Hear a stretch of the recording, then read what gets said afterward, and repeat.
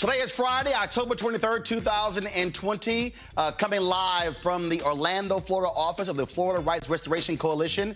On today's show, we will talk with the founder of FRCC, Desmond Mead, about a massive rally taking place tomorrow. 24 simultaneous rallies taking place all across Florida to get those formerly incarcerated to vote in this 2020 election. Also, State's Attorney Erin Masayala, the first African-American state's attorney in Florida, will also join us today on Roland Martin Unfiltered. We'll recap last night's presidential debate between Donald Trump and Joe Biden with our panel. Also, we'll hear from Beto O'Rourke on today's show. Also, the candidates for mayor in Baltimore will be debating right here on Roland Martin Unfiltered. And, of course, our weekly Education Matters segment. It's a jam-packed show. It is time to bring the funk. Here from Orlando on Roland Martin Unfiltered. Let's go. He's got it. Whatever the miss, he's on it. Whatever it is, he's got the scoop, the fact, the find. And when it breaks, he's right on time and it's rolling. Best believe he's knowing. Putting it down from sports to news to politics. With entertainment just for kicks, he's rolling. It's on go, roll, roll, y'all. It's Roland Martin, yeah. Rolling with Roland now. He's funk, he's fresh, he's real, the best, you know he's Roland Martin now.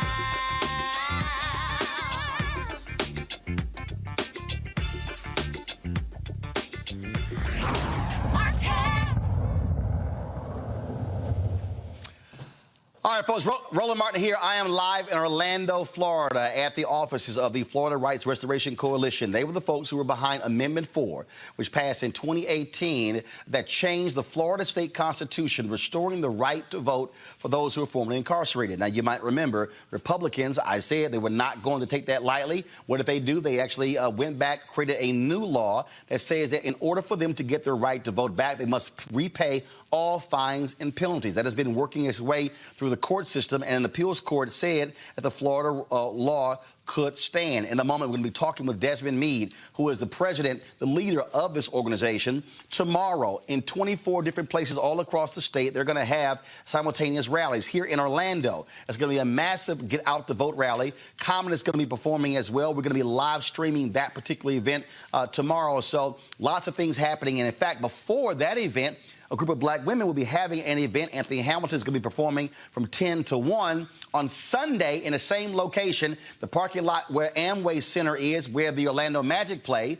You're going to have Ricky Smiley and Dougie Fresh and others who are going to be hosting an event on Sundays. So Orlando is the center of lots of attention this weekend. All of these things happening. And so we are here broadcasting the entire weekend, giving you a sense of what's happening here in Florida. It was the battleground state in this election. But not just that. Monday, we will be in Columbia, South Carolina, on the campus of Benedict College, where Senator Jamie Harrison is holding an event there, a Get Out the Vote event there. Common is also performing at that event on Monday. Tuesday, we will be in Atlanta, where Raphael Warnock is running for United States Senate. They'll be holding an event there in Atlanta. We'll be broadcasting from there as well. On Wednesday, we'll be in Detroit, Michigan. I'll be interviewing Senator Gary Peters, who is facing challenger John James there, talking about that race. We'll be joined on that particular day by Congresswoman Brenda Lawrence, as well as Congresswoman Ilhan Omar out of Minnesota. And then on next Sunday, we'll be in Jackson, Mississippi for a Get Out the Vote rally for Mike Espy,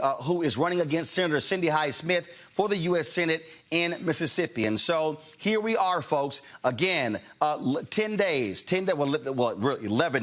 away from the election. Go ahead and pull that graphic up, folks, where we're now with this election. And so we are coming down to the wire. We are inside of 2 weeks for this particular election. So many different things are happening. Battlegrounds, more polling is coming out. Again, 10 days until Election Day on November 3rd. You have early voting taking place across this country as well. So many different things are happening. Let's go to my panel. Amisha Cross, political analyst, Democratic strategist. Michael Imhotep, host of the African History Network show out of Detroit. Dr. Nyambe Carter, Howard University Department of Political Science. Amisha, After last night's presidential debate between Donald Trump and Joe Biden, we see more polls that came out. The snap polls last night showed that Joe Biden won that debate against Donald Trump. New polling shows Joe Biden anywhere from a 3 to a 7-point lead in Pennsylvania, in Michigan, in Wisconsin. They're also looking at polling out of Arizona. It's very tight. He's also up 3 to 4 points in North Carolina. Very tight. Pretty much even here in Florida, but also in Texas as well. And so if you're Joe Biden, you're sitting pretty right now. What do you think is going to be the closing argument for Joe Biden and Donald Trump in these final 10 days before November 3rd? Closing argument for Joe Biden is going to fall on three things: COVID-19, healthcare, and race relations. He knows that this country right now is more divided than it has ever been. He's seen the ratcheting up. We've all seen the ratcheting up of racism from the Trump administration. And I think that Joe Biden has shown a clear path with him and Kamala Harris out of the devastation that we've seen from a president who ignores white supremacy.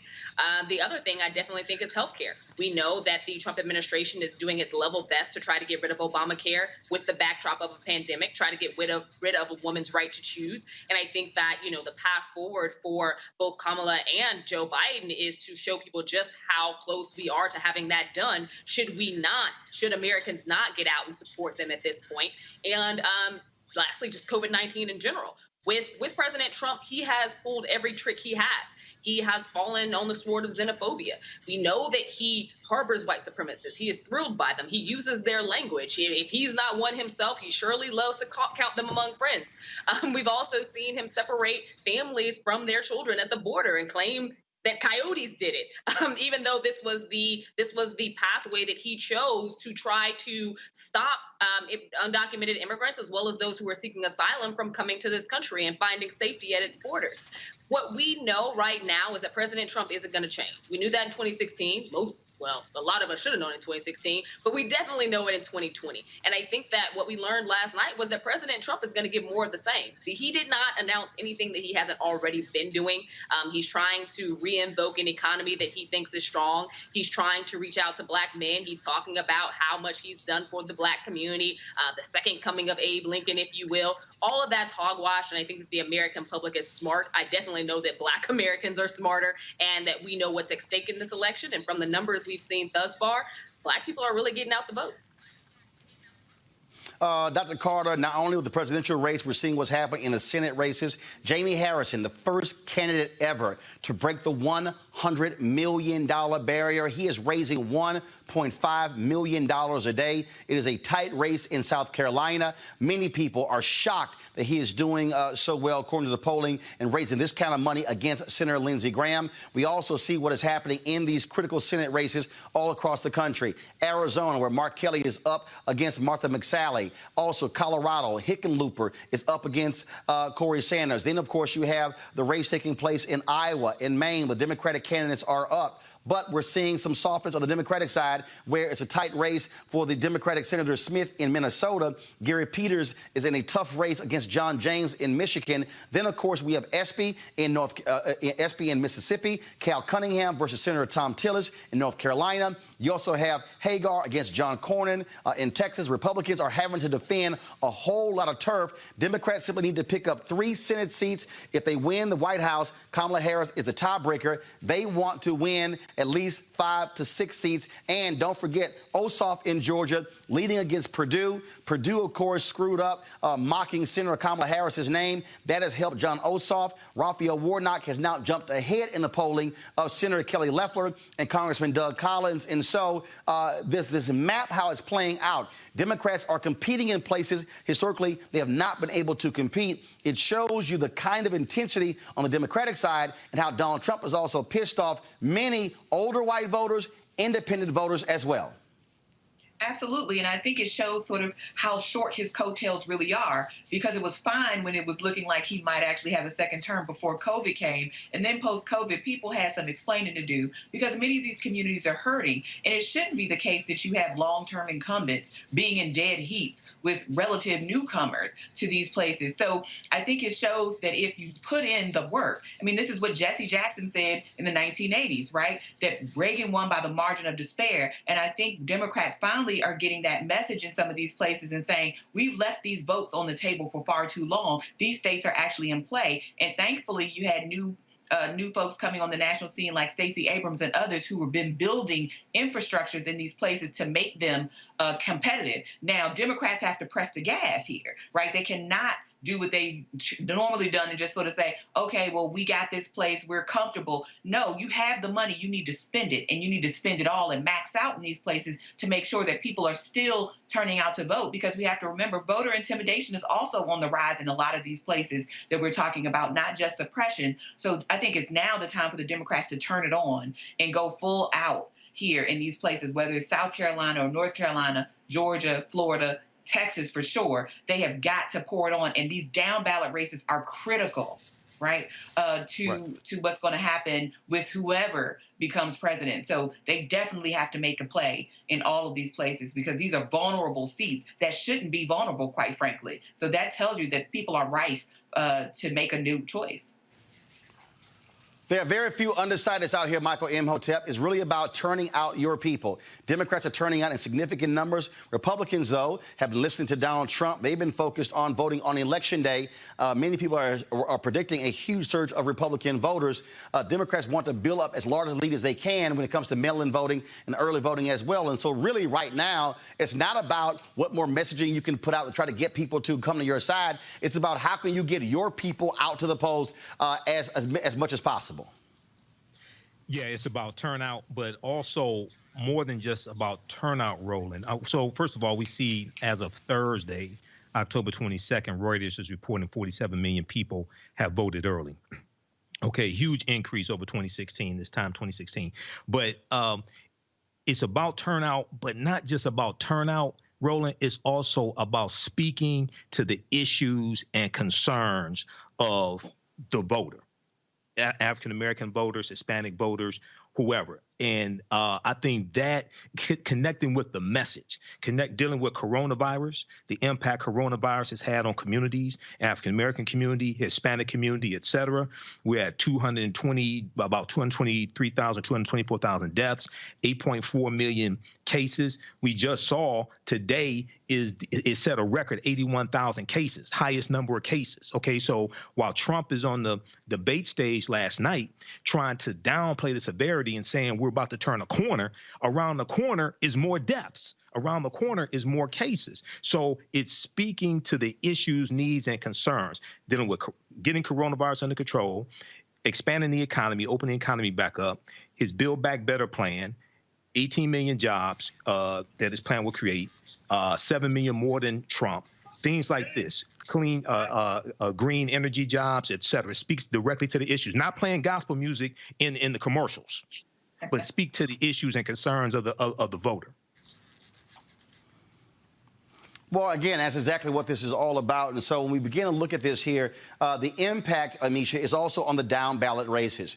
You have Erin Masayala is not running for re-election, but an African-American woman did win the Democratic primary. And so she may become the second African-American state's attorney here. You have a brother who is running for district attorney in Hamilton County there in Cincinnati. You've got African-Americans, 5 statewide in North Carolina who are running as well. That's the case all across the country. And so you got a black woman who is running for the Supreme Court in Texas. And so with people, again, so much energy, Amisha, is always on the top of the ticket. But the reality is Democrats are hoping you're going to see that sort of come down and impact those down ballot races. And again, when it comes down to the margins, that's why, like we're about to talk to Desmond Mead in a second, the formerly incarcerated, they made a difference for John Bel Edwards in Louisiana. Those 40,000 different people, 40,000 folks who had their rights restored, he won by a thin margin for Louisiana governor. This is how you have to win. And so really right now, it's going to be push as hard as you can, put as much money as you can on the streets, getting these organizations out here to connect with people, driving them to the polls. That's what's key. And again, emphasizing, don't wait until Election Day. If you got a state with early voting, do it now. No, you're absolutely right, Roland. And the DNC should be thankful for Black media, specifically shows like this, where you have said month after month, time after time, the importance of those down ballot races. Those are the ones that make the most changes in the everyday lives of African Americans and other minorities across this country. So we're talking about those attorney generals. We're talking about those things, those roles that exist within the state that not only control criminal justice reform, but also different ballot referendums that make sense for your community and your district. And I think that, the turnout that we've seen thus far has been amazing. We're already seeing tons of records be shattered by the millions who've shown up to vote. But that's not the end of it. We know that there are millions more that need to get out.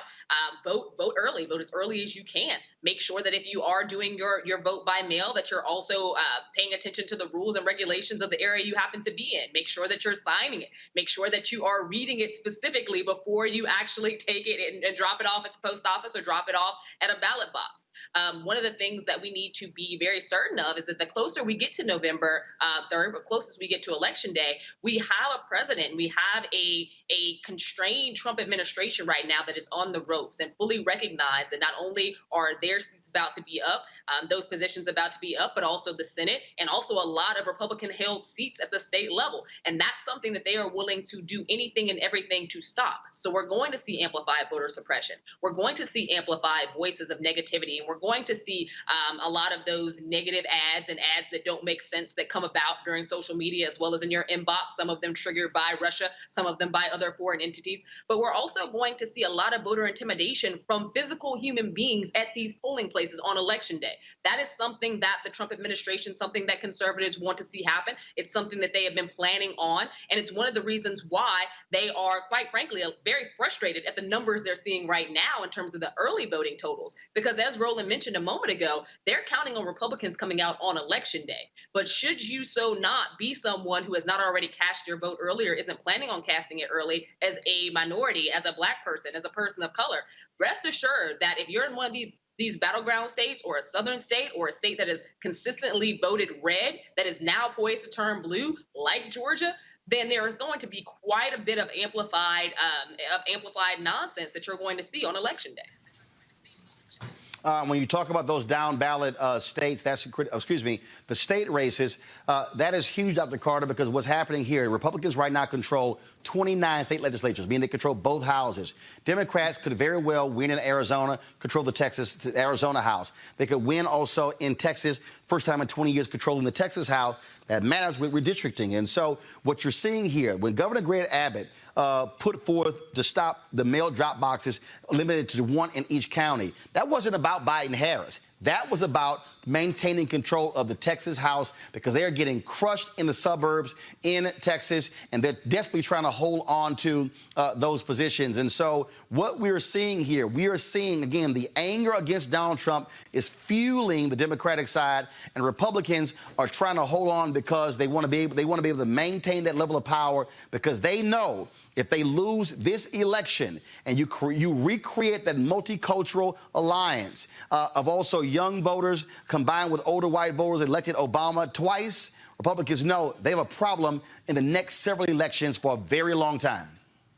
Absolutely, which is also why they want to end the census early, because that's the day you need to do the redistricting process, which happens at the state level. State legislatures have a lot of power. That's why those offices are so prized. And that's why you see the balance of power so out of whack in this country, because Republican values, quite frankly, are becoming in the minority in this country. But they know that if they can control these state legislatures and the redistricting process, they can control our process and our politics for at least a decade at the state level. And if they can get, of course, gubernatorial seats, and of course they can get presidential seats, then they can get judicial nominations that are also really important. So Republicans have been thinking about this for a long time, which is why they've been so aggressive in getting these down ballot races, because with relatively little money, you can flip these seats and you can control a state's politics for a very long time. And in that time, you can do a lot of damage to the communities that are most vulnerable and most easy to dissuade from showing up on election days. So they know what's at stake here, and they're going to fight tooth and nail. I agree with Amisha.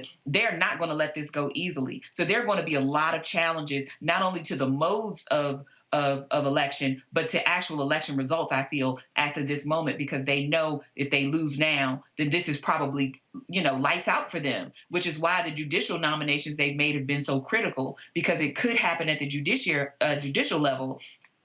Another way to reinstitute them into the power they currently hold in these states. All right, hold tight 1 second, folks. We're going to go to a commercial break. When we come back, we'll talk with Desmond Mead. He is the president and founder of the Florida Rights Restoration Coalition. They were very successful in 2018 to pass that amendment to change the state constitution to restore the voting rights for upwards of 1.4 million people. Republicans have been fighting that effort because they see what is happening here in Florida. We'll talk to him next as Roland Martin Unfiltered, broadcasting live from the FRRC offices here in Orlando, Florida. We'll be back in a moment. I didn't really hear a lot of people talking about voting growing up. It wasn't a conversation. It was always who in office, but you never knew how they got there. They just like, see, they didn't put this man in office. And I'm like, who is they put him in office? That's all I used to hear was, they put this man in office. They ain't nobody in office for us. Okay, but so how did they get it was there? always they. They. But they was never, it was never defined. It was never defined. And did anybody even own up to, I'm part of they? No. It was just a, they in office, they ain't gonna let us, them, look what they did, them folks there. It was never like, who are them, they, and those? Who are these people? And when you grow, I didn't even find out about voting, which is oddly enough, how important voting was. I found out about how important voting was in prison. Dead serious. Dead serious. The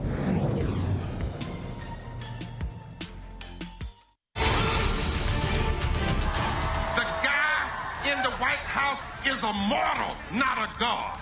The members of the Congress, they are mortals, not God. Bowing down is not an option. We will stand up again. We will march again. We will preach again. We will organize again. We are black. We are white. We are Latino. We are Native American. We are Democrat. We are Republican. We are independent. We are people of faith. We are people not of faith. We are natives and immigrants. We are business leaders and workers and unemployed. We are doctors and the uninsured. We are gay. We are straight. We are students. We are parents. We are retirees. We are America. And we're here, and we ain't going nowhere.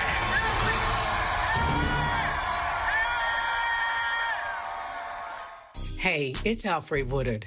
Listen, I know there's a lot that must change in our communities, and sometimes it's hard to imagine things getting better. And no, voting won't solve everything, but it is a step forward. So remember, in Texas, you can vote early in person between October 13th and October 30th. Plus, if you need a free ride to vote, use the code VOTE2LIVE-TX in your Lyft app.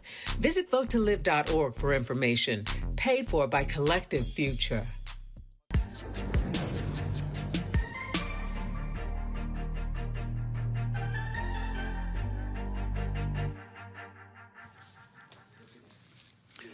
As I said, folks, we're here in Orlando, Florida, at the office of the Florida Rights Restoration Coalition. You see these signs behind me, let my people vote and free the vote. That is the slogans they have used. It was 10 years they worked on the effort to pass Amendment 4 here in Florida to change the state constitution, restoring the voting rights of formerly incarcerated folks. That passed overwhelmingly by 2/3 majority here in Florida in 2018. But they are still battling the Republicans in this state because they then went and passed a law saying you had to pay all of your fines and penalties before you can get your right to vote. The guy, of course, who conceived this, he has been leading this effort. He and his wife, Sheena Mead.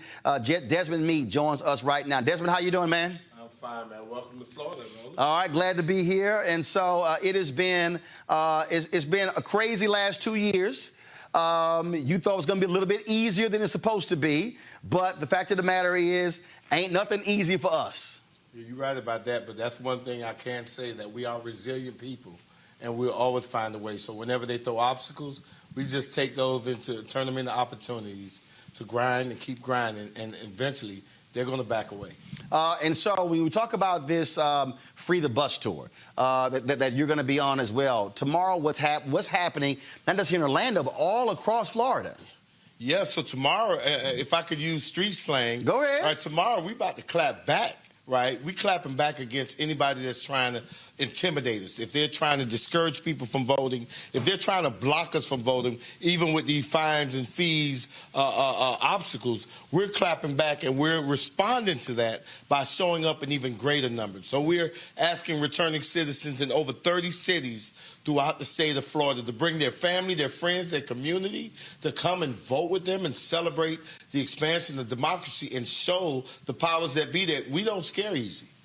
And when you talk about that, so what's happening here in Orlando, the Amway Center, where the Orlando Magic play, is being used as a voting location. But the rally taking place tomorrow is going to be what, there in the parking lot area? Explain what's actually happening here in Orlando. Yeah, so we've been working with the Orlando Magic, of course, More Than a Vote, to really have arenas, sports arenas throughout the state of Florida, somehow or another be polling locations.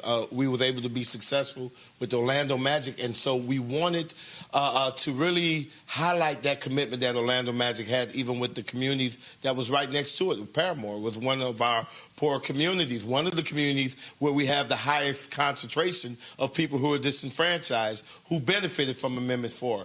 And so we said, let's party at the arena, right next to this neighborhood, and we're going to go out there and we're going to bring the people to the polls, and we're going to celebrate with them. We're going to have a stage set up right across the street. We're having people like Common come down and other artists that's going to be coming down and performing. And we're going to have a very important discussion that I believe you're going to be leading about the Ocoee massacre, right? Because it really relates right back to what we're doing now, about how in the past so many people have tried to stop us from actually participating in democracy, and they have went as far as to burn down a town and to murder people to prevent them from voting. And so we're going to show by showing up in over 30 cities in Florida and in over 27 cities in 13 states throughout the country. So in Texas, North Carolina, Michigan, Wisconsin, Alabama, and Louisiana, we have returning citizens that's going to be leading other formerly incarcerated people to the polls, right, to show that as people who have struggled, who have been incarcerated, we're not backing down from these intimidation tactics, because our forefathers went through way more than what we went through. Also, I see some of y'all comments. Y'all might want to calm down. We are more than 6 feet away from each other, and so we're doing social distancing here. So that's why normally the interview we're right next to each other. So y'all settle down. People are like, y'all need to have y'all mask on. We got this. This ain't our first time doing this. Desmond, talk about, look, y'all have been going into places a lot of campaigns don't go into. Share with our audience what the reaction has been like talking to these brothers and sisters who thought they would never have an opportunity to vote. You yourself. And you trying to make me cry, Roland, right? That's what you're trying to do, right? Well, I ain't trying to make... That's what you're trying to make me cry. Man, listen, for real, I can't tell that story without talking about that sister in Oslo, Florida. And we worked with her to get her eligible to vote. And when we came back to register her to vote, right before that, her doctor gave her 6 months to live. And she started crying as she was filling out her voter registration form, saying how she never thought that she would ever get that opportunity to vote because of her drug addiction and because of a felony conviction. But there she was now filling out her voter registration form. And when she went to sign it, she asked our canvassers to pray that God would allow her to live long enough to be able to cast a ballot. Roland, she was given 6 months to live, and she wasn't trying to go to Disney World. She wasn't trying to go to an exotic place or meet a celebrity. She just wanted to vote. She just wanted to cast a ballot and see how it felt to be like an American citizen. And that hit me right here. And then when I reached back out to her, maybe about like 2 weeks later, come to find out her health took a turn for the worse. The family had to rush her into hospice, and 4 days after getting in hospice, she passed away.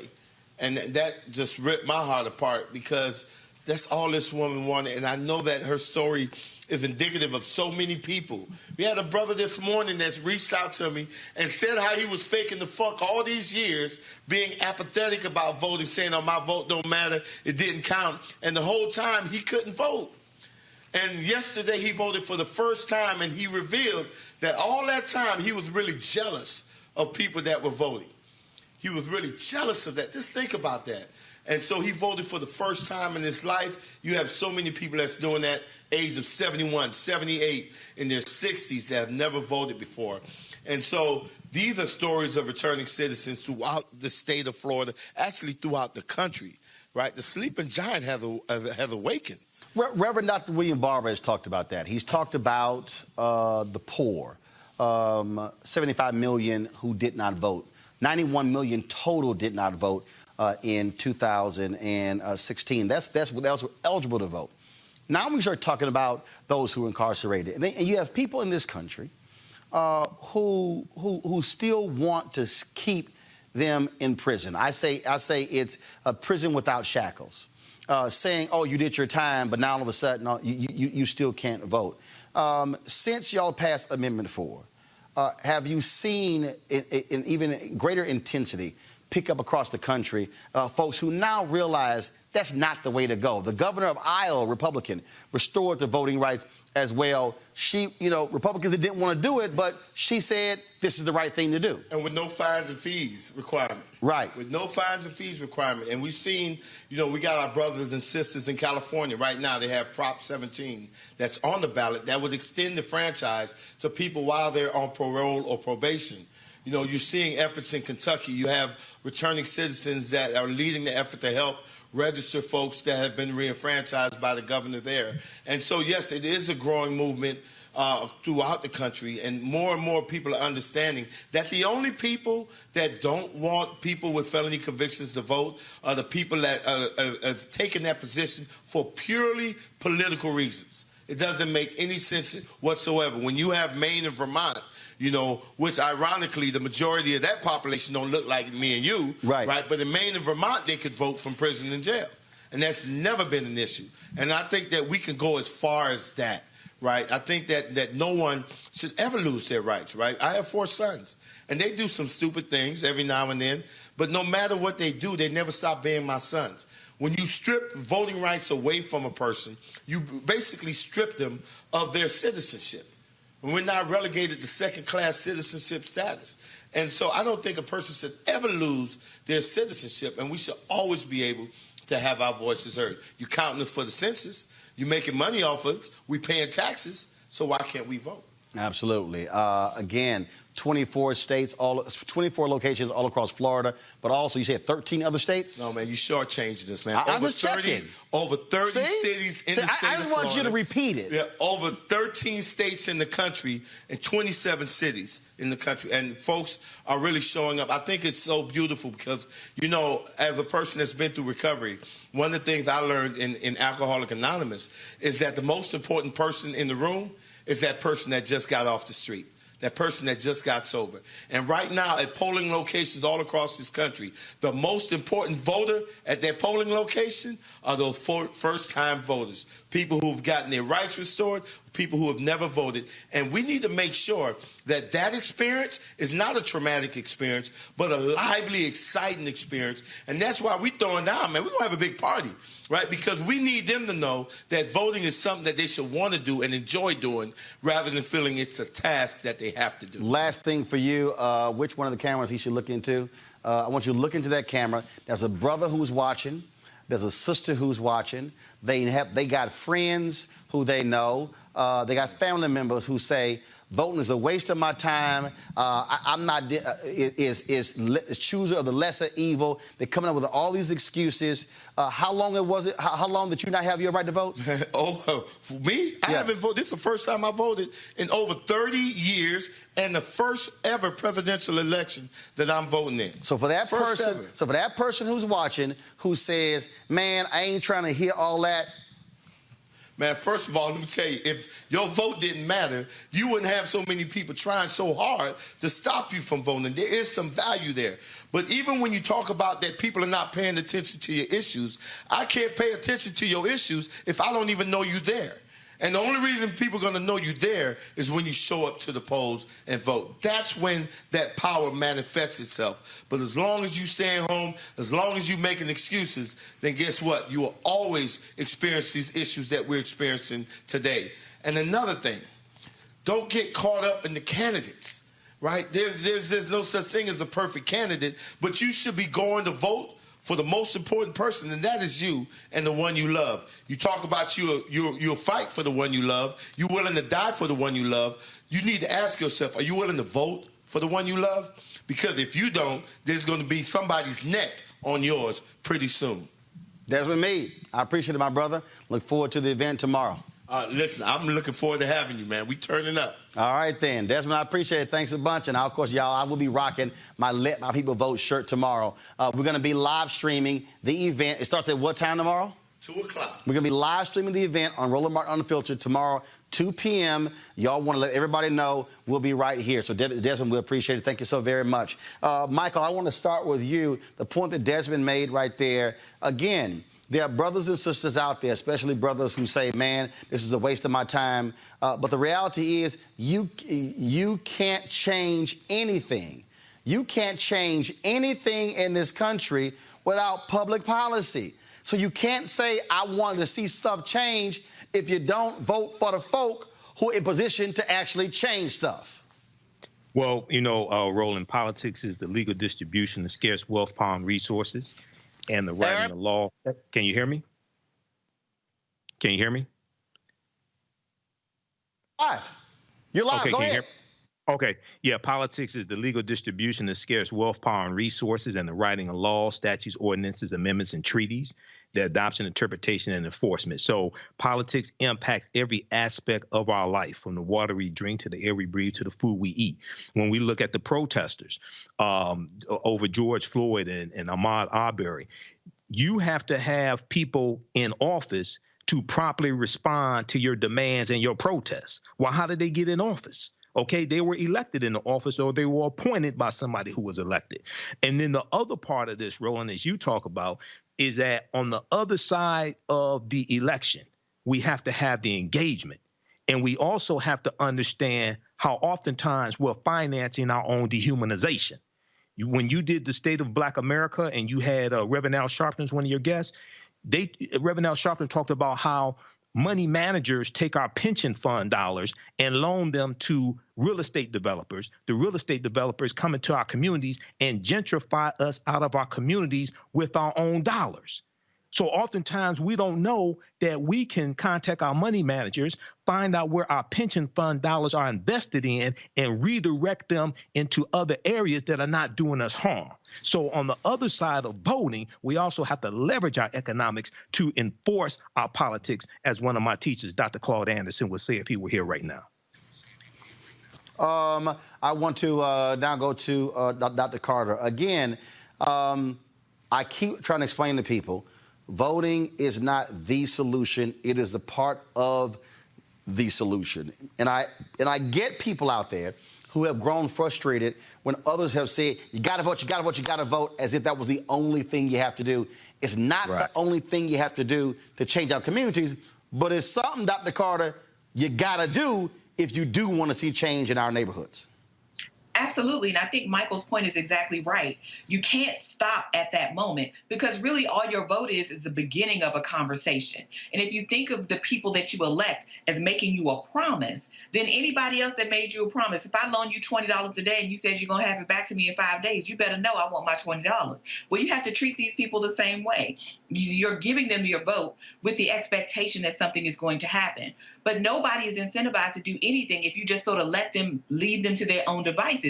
We have to show up. We have to go to the city council meetings. We have to be in their face. It's our duty in some cases to know their records better than they do. And don't just go to them expecting them to have all the solutions. We have the solutions. We know what works well and doesn't work well in our own communities. So we have to be empowered, one, to take our demands to those people and to do it consistently. But two, we also have to be prepared to be the leaders in our own community. Because I know everybody's bailiwick is not necessarily policy, but let's be clear. Elected officials weren't elected officials until we chose them. So we can also be the leaders in our own community. And if we don't like who we're seeing on the ticket, then let's put ourselves on those tickets and represent our communities and our interests, because we also have that power as well. So I don't want people to think that it's always somebody else, that everybody has the agency and we have none of it. We have a lot of it, but we have to remember that it's an act that we always have to invoke. Our vote is not a passive thing we do every year, every 2 years, or every 4 years. It's something that we have to invoke every single day,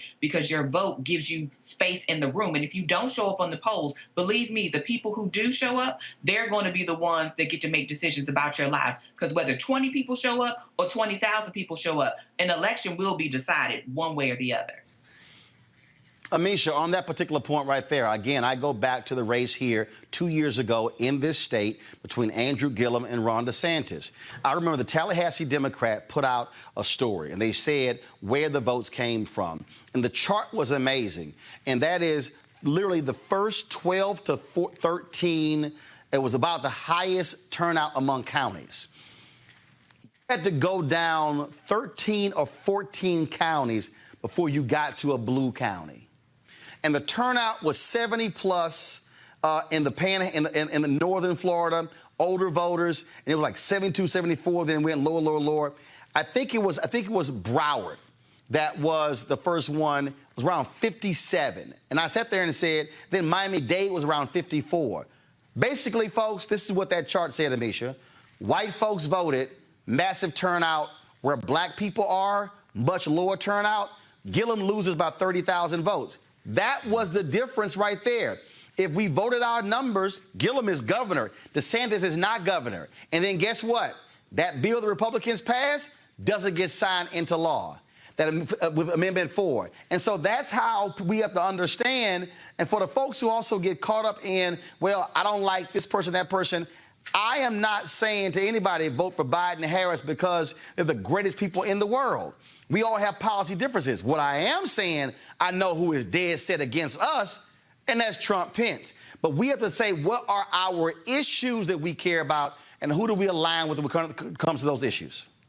No, that's absolutely true. I think that the black agenda, so to speak, and what black people want to see in terms of policy, how we want our world to change, how we want our lives to change, the things that we want for our kids in the education system, as well as, housing reforms and economic development. All of those things are on the ballot in 2020. And to your point about what happened in Florida in 2016, and I was quite frankly hurt, though I was born in Chicago, I was raised across the South, and I spent a great deal of time in Pensacola and Pace, Florida, Santa Rosa and Escambia County, to be exact, in northern Florida. So I know what that turnout looks like among white people. And the minute that they see a black person on the ticket, specifically statewide, they come out in droves to stomp that person into the ground.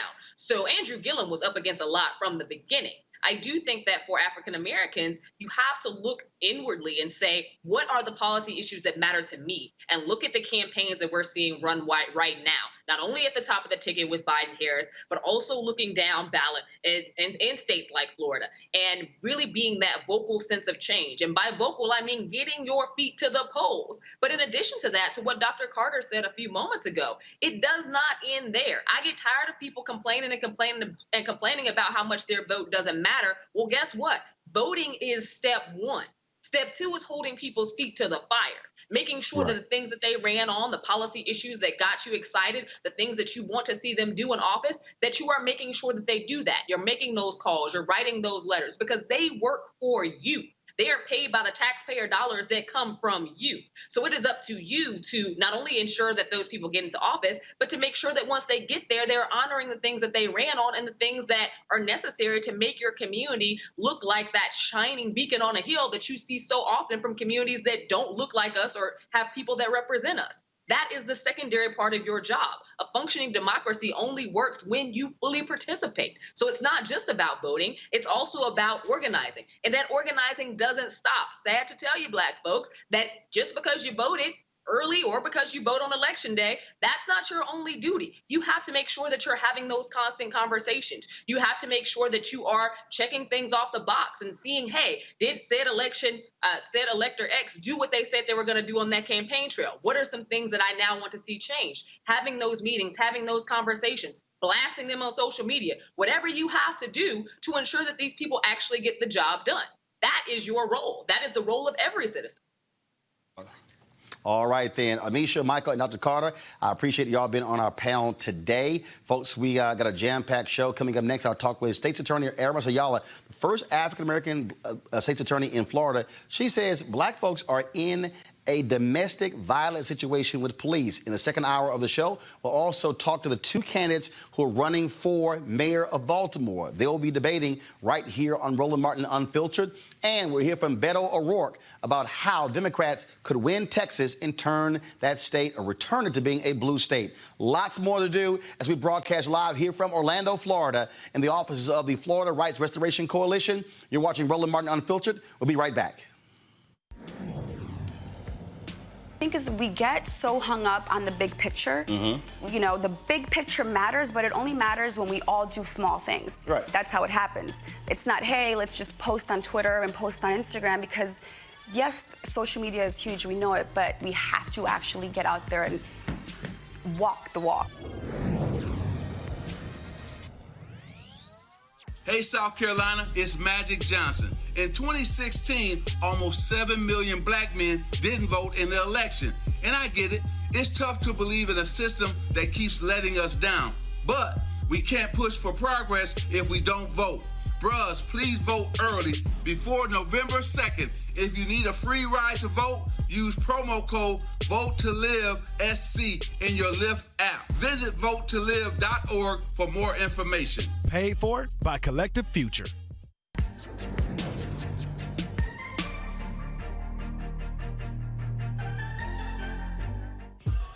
Hey Florida, this is Rashida Jones, and I have 3 quick things to tell you. 1, you can vote early in person between October 19th and November 1st. 2, if you need a free ride to the polls, use the promo code VOTETOLIVE-FL in your Lyft app. And yes, voting is easy and secure, so please visit votetolive.org for more information and to make a plan to vote today. Paid for by Collective Future.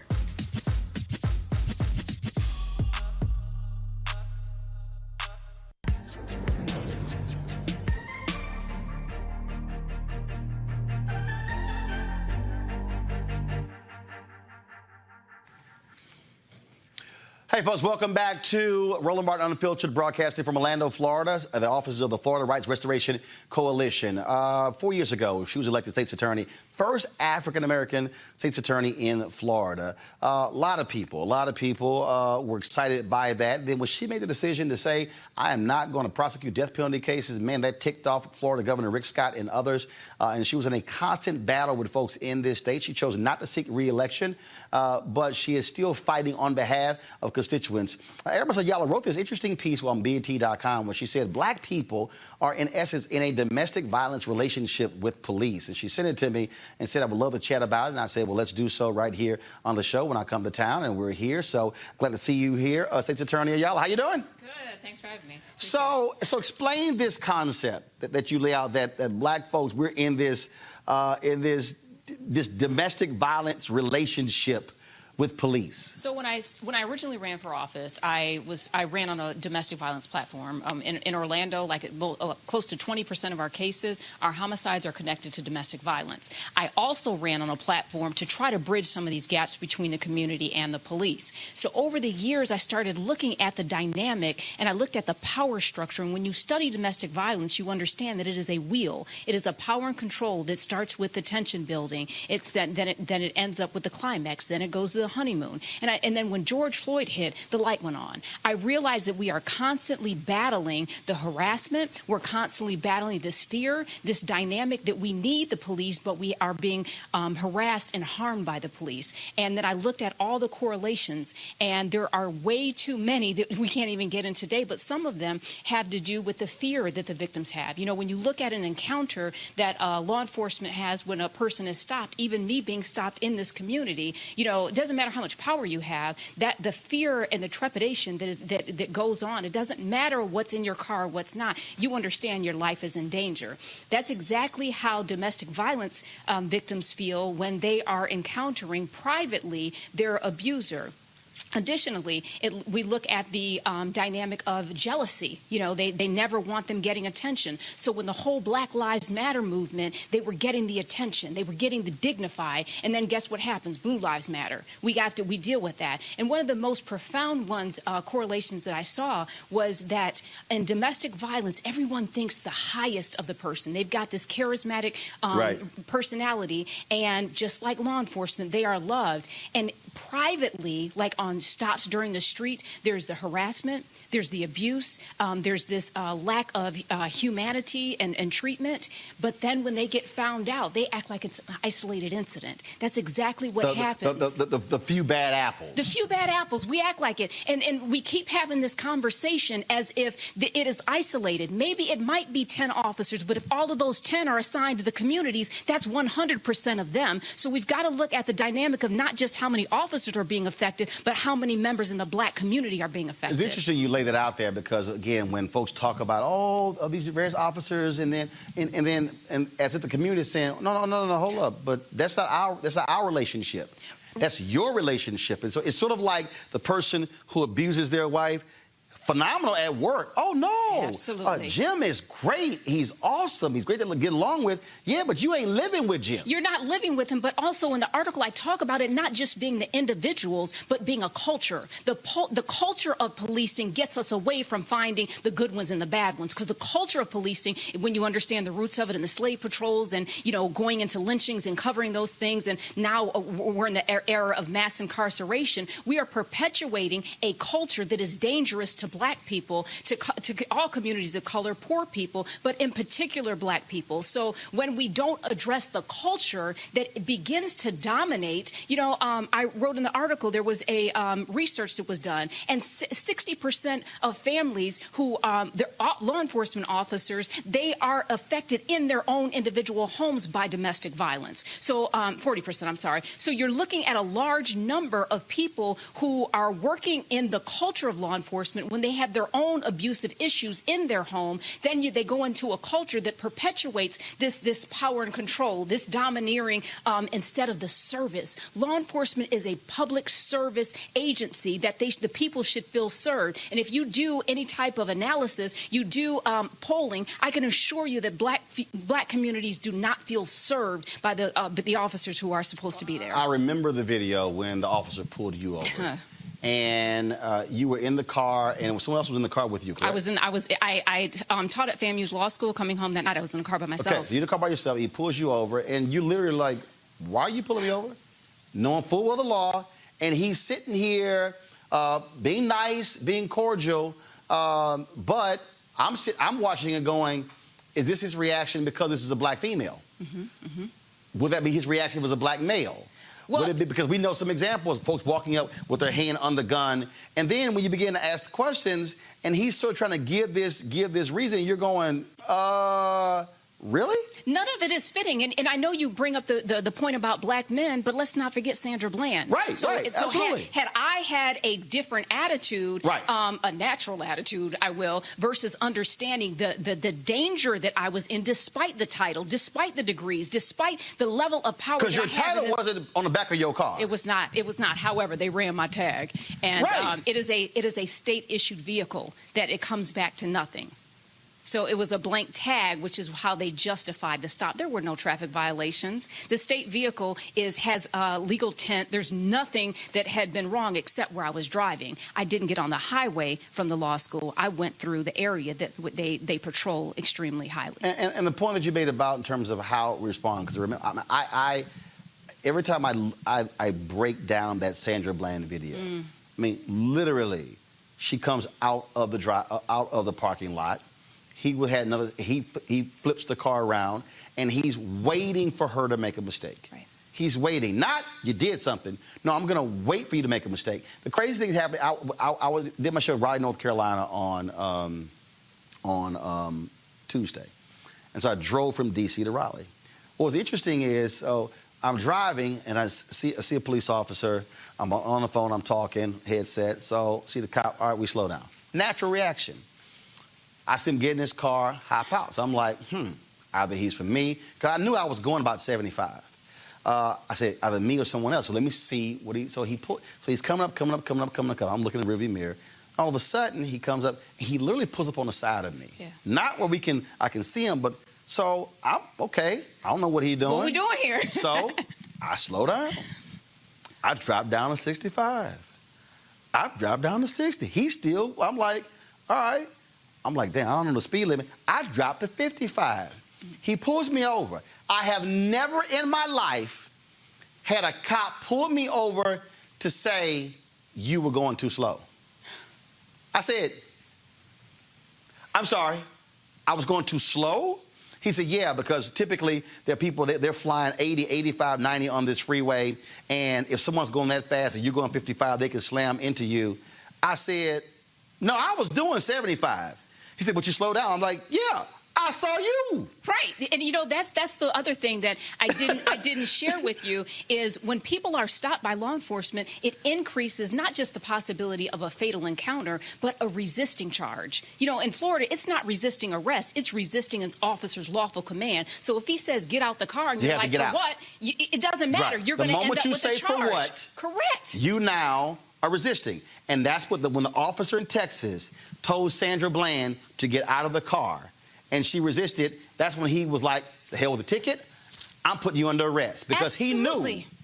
So I created a diversion program for resisting. We looked at 63% of our standalone diversion cases, meaning those that have no other charge associated with it, were black people, despite in this county us only representing 22.8% of the population. So significantly higher, and that didn't even include, you know, Hispanics, Latino community either. So when you're looking at it, what I did is we're just going to watch a little video and understand the safety of it. We're going to understand that you are in danger, and we're going to eliminate this so people aren't going through the criminal justice system because they defied a law enforcement officer when no violence was used, no other crime was used other than the fact that they got stopped, especially when the Supreme Court has already said that pretextual stops are legitimate. So pretext stop, legitimate. Now I end up with a resisting. That is not justice in anyone's mind. That may be an agenda, but the agenda is not justice. You chose not to run for re-election. What's next for you?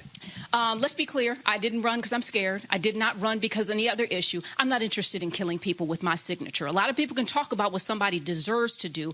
I'm not interested in using my signature that the good Lord gave me to justify starting the wheels of death. So that's why I decided not to run. The court said I had to, not into it. But no, the court said you had to prosecute death penalty cases. I had to consider killing people. And like I said, you can sit around a table and talk about it, but the day before I became state attorney, that would have been conspiracy to commit murder. Now I get a title, and now it's actually legal, and the Supreme Court says that I have to do it. I'm violating the law. Let's not even open up that can. I understand that it is a issue when it comes to death penalty, but I said what I said. I believe what I believe in, and until you have authority to kill somebody, don't tell me how you would have handled that authority, number one. But you asked what is next. Once you get in this field, once you are pursuing justice, seeing justice roles, seeing the answer to a lot of prayers and cries, and seeing the dreams realized from people from the past who have passed on, you don't stop. So it may not be in this realm.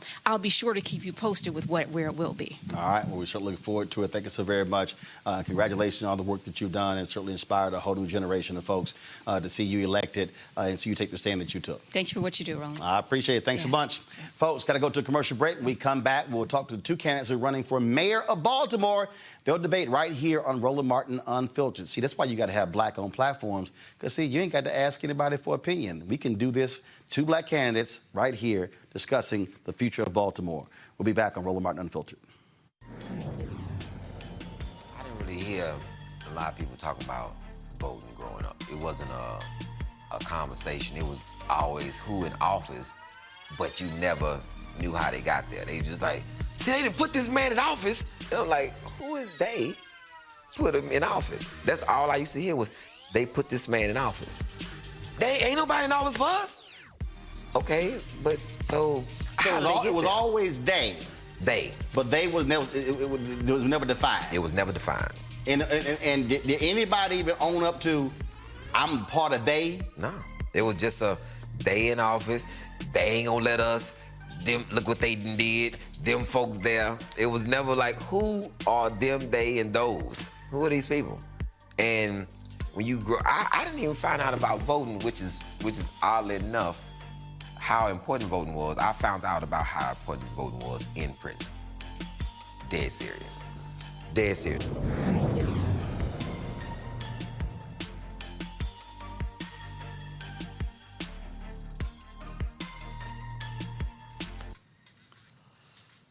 All right, folks, we talk about elections around the country, national elections, state elections, also local elections in Baltimore. There's a mayoral race taking place. You might remember, of course, the previous mayor went to federal prison as a result of corruption.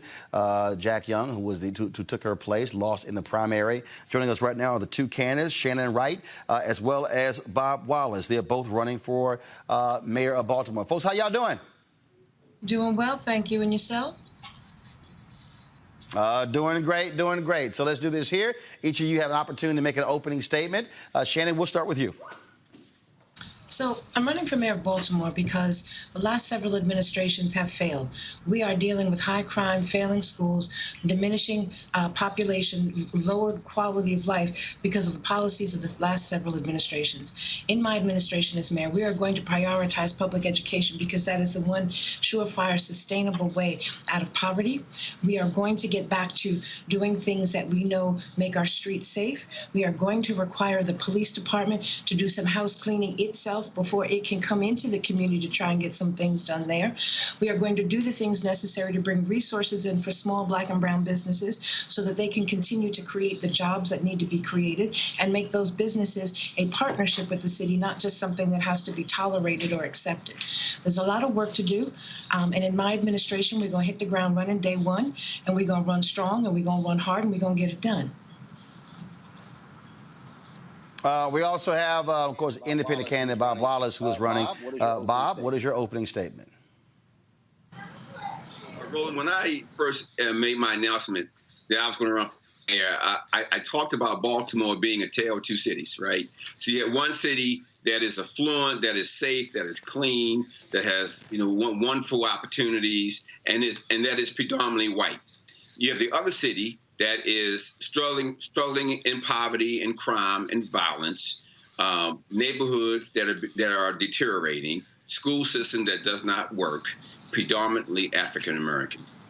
The next mayor of this city has to be able to take those two cities and to put them into one. And so my job as the next mayor of Baltimore City, is to do just that. And the three have to work in order to make that happen, in my view. Number one, and this is a big part of my platform, is we've got to be able to build the economy in Baltimore City by creating jobs and economic opportunity. One of the things you'll find in Baltimore City historically is that the African American community has not been able to participate in the prosperity and the growth of this city. That's why the economy and expanding the economy in Baltimore City, creating 100,000 jobs in my first term as mayor, and attracting at least $1 billion of new investment in my first term as mayor is essential in the implementation of what I call my Nehemiah economic plan for Baltimore City. Tied to the economy and jobs is education.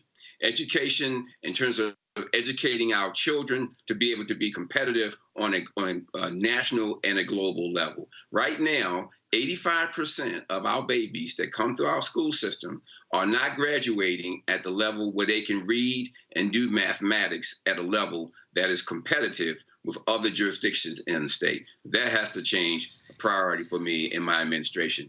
And then the third area, which is just as important, but they're all connected, is the crime and violence, all right? So we know that that crime and violence is a symptom to a deeper root problem. The root problem in Baltimore's case is twofold. Number one, the economy in Baltimore has not benefited the African-American community. Secondly, the educational system in Baltimore City has not benefited the African-American community. Consequently, many of our young men in particular are out on the street with no job, no skills, and thus they turn to crime and violence. So these three things are interdependent, and in my administration, there will be a major focus of how we turn Baltimore around. There are a total of 4 candidates who are running for mayor of Baltimore. You have working class party candidate David Harding, who's also running, as well as City Council President Brandon Scott, Democratic nominee for president. We did invite both of those candidates as well to participate in this conversation. They declined, and so it's important for us to also say that. I got to ask you a question for you, Shannon, before I go to some other questions that were sent to me. Baltimore is a heavily Democratic city. Brandon Scott is considered the heavy favorite to win this. How do you make the case in a heavily Democratic city that you, as a Republican, should be the mayor of Baltimore? So in order to make that case, the statistics in Baltimore kind of make some of that case and that point on their own. Crime is up. We're heading to the 6th straight year of 300+ homicides. Half the failing schools, literally half in the state of Maryland, are in Baltimore City. Our population is the lowest it's been in a long time, if not ever. Jobs are leaving, infrastructure is crumbling, and the quality of life is dwindling. Now, that's not something that is political or partisan. That's something that just comes from neglect. And in Baltimore, as you've said, being a heavily Democrat city, there has not been a Republican mayor since 1967. So the issues and the ills and the policies and the legislation are from the folk that have been running the city. So in order to get different for the city, you got to vote different for the city. And that, to me, still recognizes that we have a two-party system and that the resources coming from the state and the federal will come from either of those two parties and very little from the middle. So it is time for this city to stop just sitting out there with his hand saying, please, sir, may I have some more, and taking the crumbs and the scraps from folks that they let drop on the floor for you while they assume your vote every 4 years. And if nothing else, make the Democrats earn the votes. Let the Republicans show that they have a different solution and a different way of thinking about it. But honestly, removing all of that, it's about quality of life. That quality of life has dwindled under the last 6 Democrat-led administrations in the city of Baltimore. That's not my thought. That's facts. That's statistics. That's numbers. Bob, same question to you. You're running as an independent. Baltimore, heavily Democratic city. How do you break through to get voters say, we'll take a chance on you to be mayor of the city, being an independent candidate? Well, see, Roland, I think that's the power of my role as a candidate here. Because versus being a candidate of the Democratic Party or the Republican Party, I'm a candidate of the people. I'm an independent thinking man who can stand on his own and can think of ideas and pursue his destiny. I don't need permission from anybody. I'm unbought and I'm unbossed. And so I think that is a very attractive to many people in the city who have felt over the years, quite frankly, Roland, that the Democratic Party takes us for granted and that the Republican Party tends to ignore us. And so we as a people need to stand up on our own feet and decide who we are and what we want to be as an independent thinking people. And so I feel that as the independent candidate, I can pull from the Democratic Party, Republican Party, any of their plays that make sense to solve the problems of our city. I am free to do that. I think the second reason, Martin, Roland, I would say that's critical here is timing. It is timing. You and I both know in business that you can have the best idea, the best strategy, the best approach that you want. But if the timing is wrong, then that deal will not work. The timing in Baltimore is such that the pain is so great. I mean, every day, Roland, we are losing our babies to violence in the streets. I mean, just this week, we've lost 5 of our young people shot to death. I mean, the leadership in this city has just failed the city. And as I have walked through the city in my Walk with Wallace campaign, where I'm walking through all 32 zip codes in Baltimore City, over 100 neighborhoods, the one thing that I hear from the people in the streets, they say, number one, Bob, you're the only one out here meeting, talking with us and walking in the streets, touching our hands. And so they feel that they're seeing someone who cares about them. And I'm the only one that's doing that. The second thing they say is that we need to change the leadership. We need to move in a different direction. And the people that have been leading us have failed us. And now it's time for a change. So I think, Roland, me being an independent, quite frankly, is a strength. And I'm very encouraged by that. First of all, we set this up in partnership with the Divine Nine there in Baltimore, and so they also sent in some questions. I'm going to ask some of those questions there. This question here is, what are you going to do to help provide job training for areas that have high crime and unemployment areas in the city? Bob, you first. Absolutely. So my whole Nehemiah plan is based on this part, Roland. It says, like in the prophet Nehemiah, right? We're coming back to the city, and we're going to divide the city into neighborhood economic development zones. Now, once these zones are in place, we're going to develop specific economic development strategies for these neighborhoods. In the past, we tried to do one strategy that would cover the entire city, and that does not work. It hasn't worked. So my plan is to develop economic development strategies based upon the neighborhoods that people live. Secondly, we're going to go out, once I'm mayor, we're going to go out and I'm going to raise $1 billion plus fund to come back to invest in Baltimore City to rebuild the 17,000 vacant properties that we have in Baltimore City. And we're going to do that by investing in neighborhoods and in the people in those neighborhoods. And our first level of focus in development there is to make sure that every neighborhood has a grocery store. That basic. We have so many neighborhoods in Baltimore City who are food deserts. The people have no place to go to get their food. So we're going to cover the basics, the bare requirements, food, shelter, and clothing. This fund will be a public-private fund, Roland. It won't come from the feds or from the state. I'm going to the public markets to raise this fund in New York, on Wall Street, Silicon Valley, and California. And we're going to use that money to rebuild our city.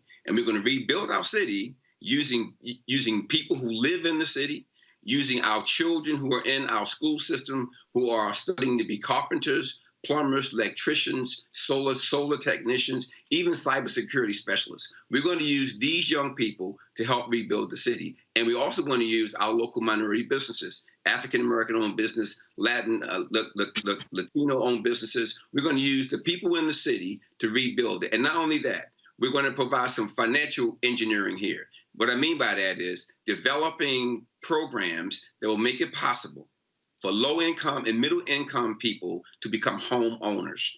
Because what we know in the city of Baltimore is that our home ownership among African Americans is on the decline. And we know, you and I know, that the cornerstone of wealth in America is your home and real estate. When I started my business 30 years ago in IT and energy, my first bit of capital was a second mortgage on my home. And so home ownership becomes critical, not only to building wealth in our community and stabilizing the job terrain, but it also stabilizes the neighborhoods.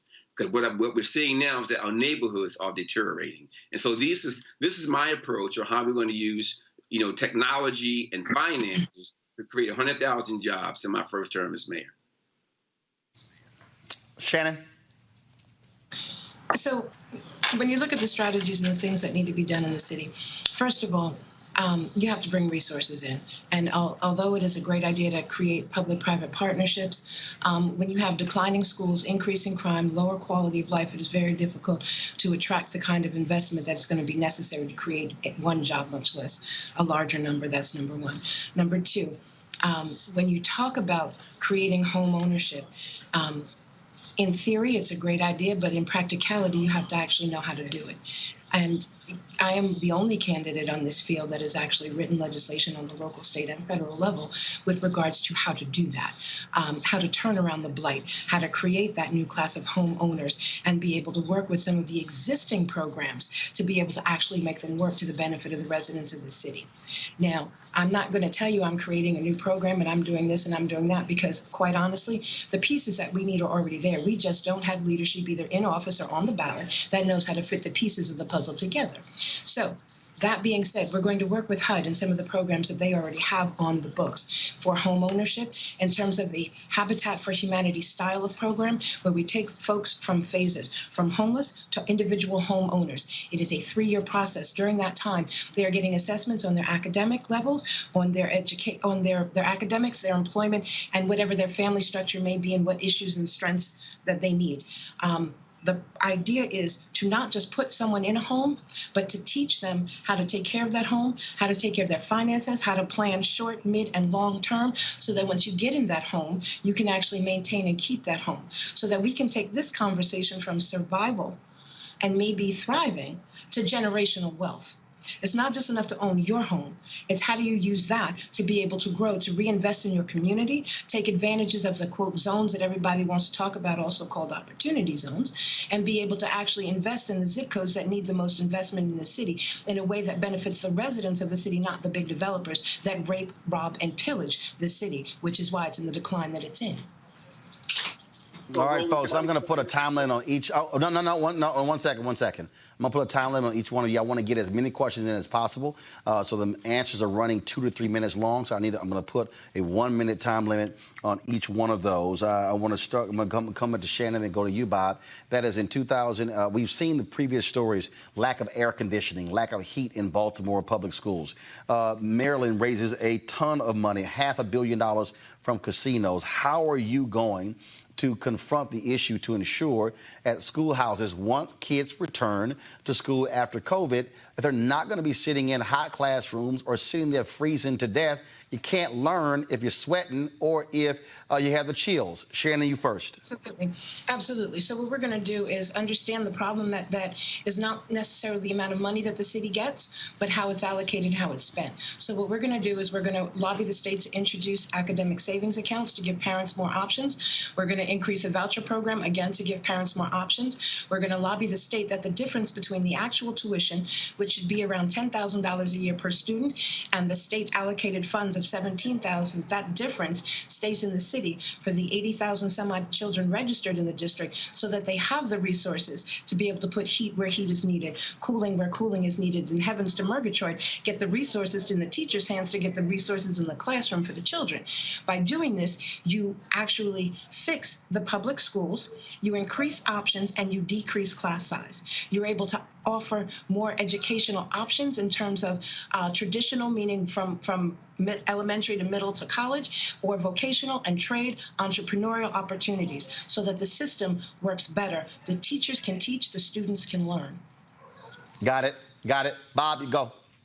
So, Roland, the money is there. What we need are men and women on the Board of Education in our city who have relationships and the power to get the money in the hands of the people of Baltimore City. So my first step as mayor will be to reconstitute the Board of Education in Baltimore City with men and women that can make things happen. But to Ms. Wright's point about the economic development of our city, my plan does not rely upon the government or any government programs. My plan relies upon the private sector and investors who know that Baltimore is a gem to invest in this city.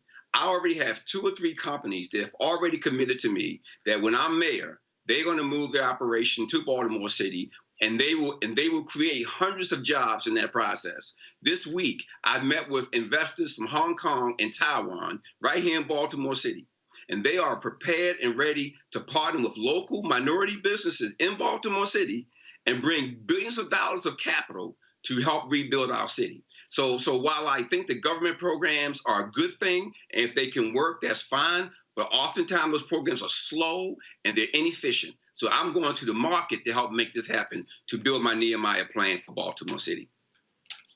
Excuse me, since my name was questioned, can I respond to this real quick? Okay, 20 seconds before I go to the next question. 20 seconds. Appreciate that. Thank you. Now, first of all, let me explain something. To think that you can bring in $1 billion worth of business to increase jobs in that rate of speed with a failing education system, crumbling infrastructure, poor performing jobs, and crime off the charts, that's what the last mayor said. She's got a pretty orange jumpsuit right now. Because when folk come in and they bring that kind of money, knowing the infrastructure the city is, they're ready to rob it. So unless that's the next setup for the next mayor, we already been there, done that. That's poor leadership. It's Bob, let me, one second. Bob, let me ask you this question here. Baltimore has a significant homicide rate. That, of course, in 2019, 309 shooting deaths. Already the city has 243 shooting deaths this year. But you also have massive mistrust with the police department. The police department is under a consent decree. And so how can you, Bob, confront the increase in the homicides in Baltimore while also confronting the community's distrust of the very people who should be preventing homicides, or at least solving those that actually take place? That's true, Roland. So the way that you deal with crime and violence is the best way is to prevent it. And if you can't do that, the second best way is to attack it. And so talking about programs where we open up the communication between the African American community and the police as a unit. I've got an idea to create a Truth and Reconciliation Commission in Baltimore City that will allow the police and the people in the community to talk to one another. Right now, we're talking past one another. So we're also talking about community policing and having a more of a community-oriented approach to public safety. So that is how we prevent the violence and crime. Now, how do we respond? My approach as mayor is to attack the hot people and the hot spots. Now, what do I mean by that? The hot people are the small percent of people who are committing the majority of the crimes. If you look at the people in Baltimore City who are committing the crimes, they are a very small group. And they're on a list that we call the ARI group, the very at-risk individuals. So we know who they are, we know where they live. The hot spot approach is what parts of the city are these crimes occurring? So once again, we know where they are. So what we do, we focus on the hot people and the hot spots. And we bring the resources of the police department and the resources in the city to focus on those individuals who are taking guns and taking lives through violence, to focus on them in a way that they are held accountable. Now, our first step in doing that, though, is to meet with them, Roland, and to look at how we can help Bob, you wait. I got it. Okay, again, I need you, 1 minute. Shannon, go ahead. So I, too, had an idea 2 years ago. I now have a plan. This crime situation in the city will not wait for thought of woulda, coulda, shoulda. So what we're going to do, and have already started to do, is to reach out and communicate with the police department, the seasoned officers that have spent 2 decades in the streets, and ask them, you are the expert, what's missing? Where did you see the breakdown? So we know what we have to do is re-implement community policing, number 1, bring back bike patrols, number 2, and re-establish community network partnerships with the police so that the civilians can actually communicate and start to rebuild those bridges of trust with the police officers so that they can be more effective in keeping our streets, getting our streets corrected. Let me correct that. Getting our streets safe and then keeping them safe. This isn't textbook. Baltimore has some issues that real folk need to understand how to play real grown folk games to get the job done. It's not time for an idea. It's time for a plan. All right, folks, I want to go to the next question, Shannon. This question is going to go to you. We got about 5 minutes left, so please keep that in mind. And that is transportation. People want efficient, fast, and safe transportation to jobs created in North and South Baltimore. So, and then what they say here, the question that was submitted says that downtown Fells Point, Under Armour, and Amazon locations where public transportation is scarce or non-existent. And so if these are the areas where they're hiring, how are you going to get residents to those areas via public transportation? Shannon, I'll start with you. So I took some time to actually, instead of trying to make up answers to questions like these, actually talk to folks that develop transportation plans. There are some very good ideas on how to be able to expand existing routes and connect them to the places where the actual jobs are. That's what we need to do. We're not in a place where we're going to have large amounts of money, discretionary cash, that we can just sink into new pilot projects and throw something at the wind and see if it works. We're going to use what we have. We're going to expand it. We're going to actually bring it to where the job hubs are. It's not rocket science, it's common sense. This is where the jobs are. This is where the transportation needs to go and make it happen. All right, Bob, go ahead. So Roland, we need to have a regional approach to transportation. Baltimore City cannot do it by itself. So my approach will be to work with the surrounding counties to put together a regional approach where we can work together as a region. Secondly, I see this as an opportunity to create businesses and jobs.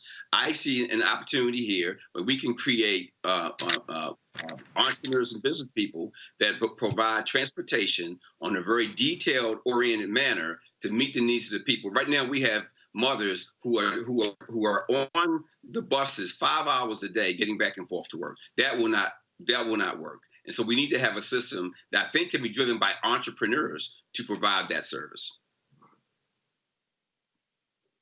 All right, folks, let's see here. We got time for a couple of more questions. Let me ask this one here. This is a very good one here. And that is, If Congress passes an infrastructure bill making money available for cities like Baltimore, what would your top shovel-ready priority be? Number one, give me just one. Shannon, I'll start with you. Schools.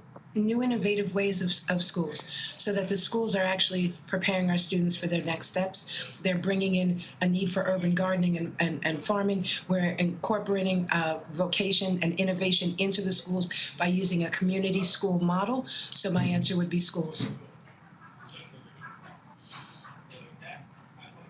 Bob, go ahead. That would be wonderful. I got two things I would do.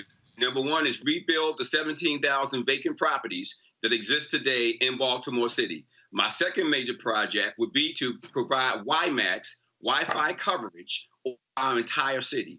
I had that idea for Baltimore City 20 years ago, and leadership could not see it. But now, me as mayor, we would provide complete coverage, Wi-Fi coverage for the entire city of Baltimore.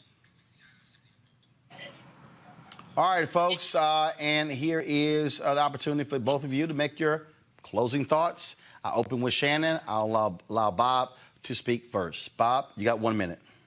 Thank you, Roland. The world is watching Baltimore City right now. The world is wondering, what will we do as we prepare for our future? Mr. Scott, who you invited on this show, chose not to come. And he has not participated hardly at all in any of the conversations about the future of Baltimore City. The people in the city are tired of that kind of leadership. They're tired of the lack of performance. They're tired of the lack of accountability. And I think that now is the time the people of Baltimore are going to surprise Mr. Scott, and they're going to elect me as their mayor, because they see me as a person that can bring jobs, that can bring technology and opportunities to this city that we have never seen before. And I'm asking for the voters of Baltimore City to give me a shot to prove that I can lead this city into the future and make us a better city. So I'm grateful for the opportunity, and thank you for this time. All right, Shannon? They say, what is that? Copying folk is one of the sincerest form of flattery, and it almost warms my heart to hear so many of my positions and policies coming out of my opponent's mouth. But I will say that sometimes those of us that actually originate the thought can actually bring it to fruition a little bit better. In terms of Wi-Fi, which has been a signature piece of my campaign, there is already a company that is bringing Wi-Fi to Baltimore, that has been providing free Wi-Fi in the city for over 2 years, and this coming week, we are going to be announcing their plan on how they're going to be able to expand that citywide for our students that are currently restricted by distance learning, and our small Black and brown businesses that need to make that leap from brick and mortar to a brick and mortar hybrid and be able to create that online network and universe to be able to grow. And lastly, I will say this. Y'all need to hear me, voters in Baltimore. Bible says you ain't got because you ain't asked. I'm asking. I'm asking for you to vote in the best interest of yourself, which is Shannon Wright for mayor of Baltimore. And the reason why is very simple. They say the tide lifts all ships, but the boats with the holes still sink. And when we're talking about where resources and power come from, some folks say it comes from a seat at the table being a Democrat's table. Other folks say it comes from a seat at the Republicans' table. But I'm gonna tell you this: true power comes from a seat at both tables, not a step stool in the middle as an independent. All right, then. Bob Wallace, Shannon Wright, I certainly appreciate both of you. Thank you so very much running for mayor of Baltimore. Thank you, sir. Have a good evening. Folks, got to go. Thank you very much. Folks, got to go to a break. When we come back, our Education Matters segment with singer Wintley Phipps. We'll talk about his annual fundraiser for his U.S. Dream Academy. That is next. Roland Martin Unfiltered, broadcasting live from Orlando, Florida, at the offices of the Florida Rights Restoration Coalition. We'll be back in a moment.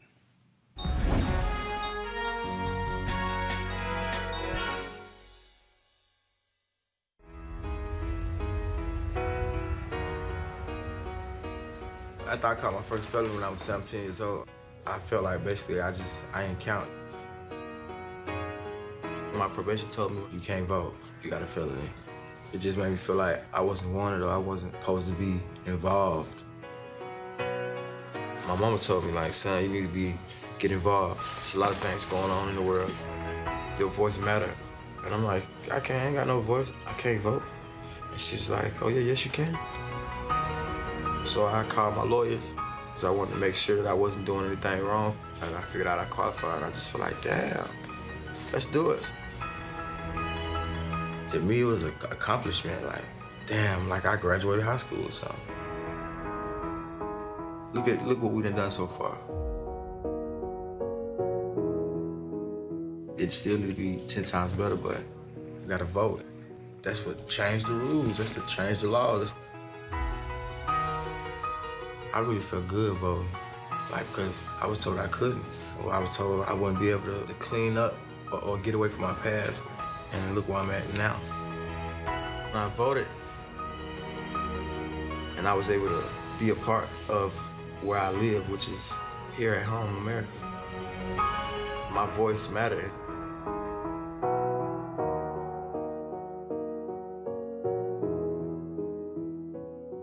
Hey, South Carolina, it's Magic Johnson. In 2016, almost 7 million black men didn't vote in the election. And I get it. It's tough to believe in a system that keeps letting us down. But we can't push for progress if we don't vote. Bruhs, please vote early before November 2nd. If you need a free ride to vote, use promo code VOTETOLIVE-SC in your Lyft app. Visit votetolive.org for more information. Paid for by Collective Future.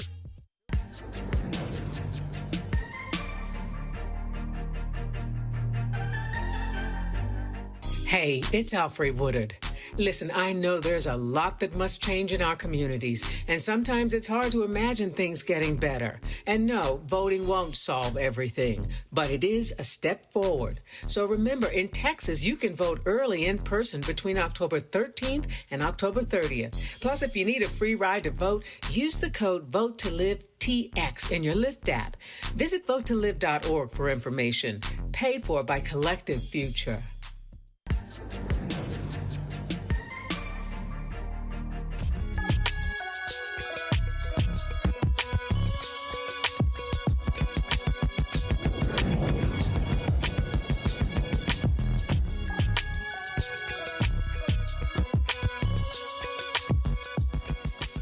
All right, folks, welcome back to Roland Martin Unfiltered. The U.S. Dream Academy has worked with more than 10,000 kids in the after-school program. These are children who have incarcerated parents. It was the idea of singer Wintley Phipps. He joins us right now on Roland Martin Unfiltered. Wintley, how you doing? How's that? Wintley, say it one more time so I can make sure I can hear you. How you there doing? We go. There we go. I got you.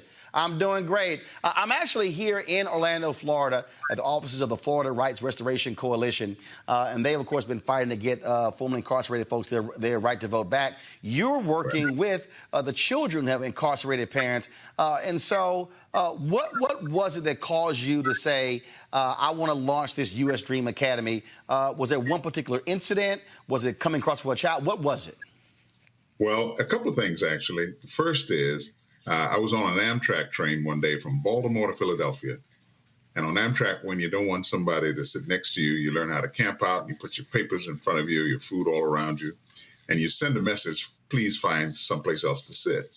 Well, I got on the train, and there were other seats available, but this man, I was looking at him, he had camped out, and he looked really low and discouraged, and my heart is always drawn to people like that.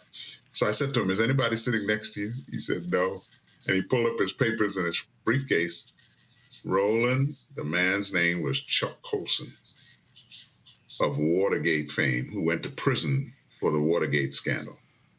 And while in prison, his life was changed. And he made a decision that when he got out of prison, that all he was going to do for the rest of his life, and this is what he did for the rest of his life, he tried to help children whose parents were incarcerated and the prisoners and their families. That's what he was completely devoted to. And so he began to take me with him to the prisons, and he would speak and I would sing. But there were two moments that changed my life. The first is I was in a prison in Ridgeland, South Carolina, where they filmed the movie Dead Man Walking. And I was greeting all the young men who were there for 5, 10, 15 years sentences. And just for a moment, Roland, I felt like I was at Morehouse. It looked like a black college campus, except it was prison. And then another moment that just changed me. It was an Easter Sunday morning. I was at a prison in Marion, Florida. And I sang at the men's prison. I remember, I sang this song, Amazing Grace, and I began to hum it, and all the male prisoners stood up at attention like they were listening to the national anthem. And ever since then, I call Amazing Grace the national anthem of sinners. And then I went over to the women's prison. And when I finished singing Amazing Grace over there, a young lady came up to me, pregnant, about to have her baby in prison. She said, "Excuse me, sir." She said, "Your wife named Linda?" I said, "Yes." She said, "That's my aunt. We didn't know that my wife's brother's daughter was in prison and about to give birth." And then we began to look at the family dynamics. And all of my wife's 7 brothers and sisters have been incarcerated at some point in their lives. Her oldest sister had 6 children. 5 of them have been in prison. And so I began to dream, what can we do to break this cycle of intergenerational incarceration? And that's when the dream was born in my heart. Why don't you, actually, we studied the problem for a couple of years first to figure out, what is it? What can you do to break that cycle? And the 2 things, Roland, that we found that were most effective to break the cycle of intergenerational incarceration. Number 1, you have to increase the density of caring, loving adults in the life orbit of kids when the family disintegrates. You have to mentor children whose parents are incarcerated. Then the other we found was interactive tutorial academic support. Roland, I'm going to give you a statistic that kind of pointed me on my way, but a lot of people don't realize. By the age of 30, 60% of all Black boys in the United States of America who do not graduate from high school will have spent time in prison by the age of 30, 60% of them. And so I just began to build this program to focus help, tutorial help, academic help, character building, mentoring on this strategic group of young people, children whose parents are incarcerated and children falling behind in school. And that's what I've been doing for over 20 years now, and it has been the joy of my life. We live in a country, you talk about Chuck Colson, someone, of course, for the President of the United States. He goes to prison trying to rebuild his life. But we live in a country where people have a complete lack of regard for those who've been incarcerated, and their children have to deal with that. It is a scarlet letter for life. We are here talking about restoring the voting rights. What do you say to those folks who just don't care about those who've been fully incarcerated? What do you say why they must care about them, but also their families, if we truly want to see people rehabilitated? You know, there's a little quote God gave me some years ago. If your path becomes one of privilege and you do not remember the innocent you have left behind, your privilege will cease to be a blessing and become your greatest curse. Let me say that again. If your path becomes one of privilege, you know, part of our problem as people and as a society, and often many people of faith, they don't realize that better off doesn't mean better than, right? But if your path becomes one of privilege and you do not remember the innocent you have left behind, your privilege will cease to be a blessing, and your privilege will become your greatest curse. And that's kind of what we've seen happening here in this country. Because those who have wealth, those who have privilege, have forgotten those who have been left behind. Because of that, their wealth has become a curse. Their privilege has become a curse. And until they see that, they won't be able to change the negative impact. You know, I have another little quote God gave me that blessings without character will destroy you. It's the reason you don't give a 16-year-old kid a new Corvette. You know what I mean? Blessings without character will destroy you.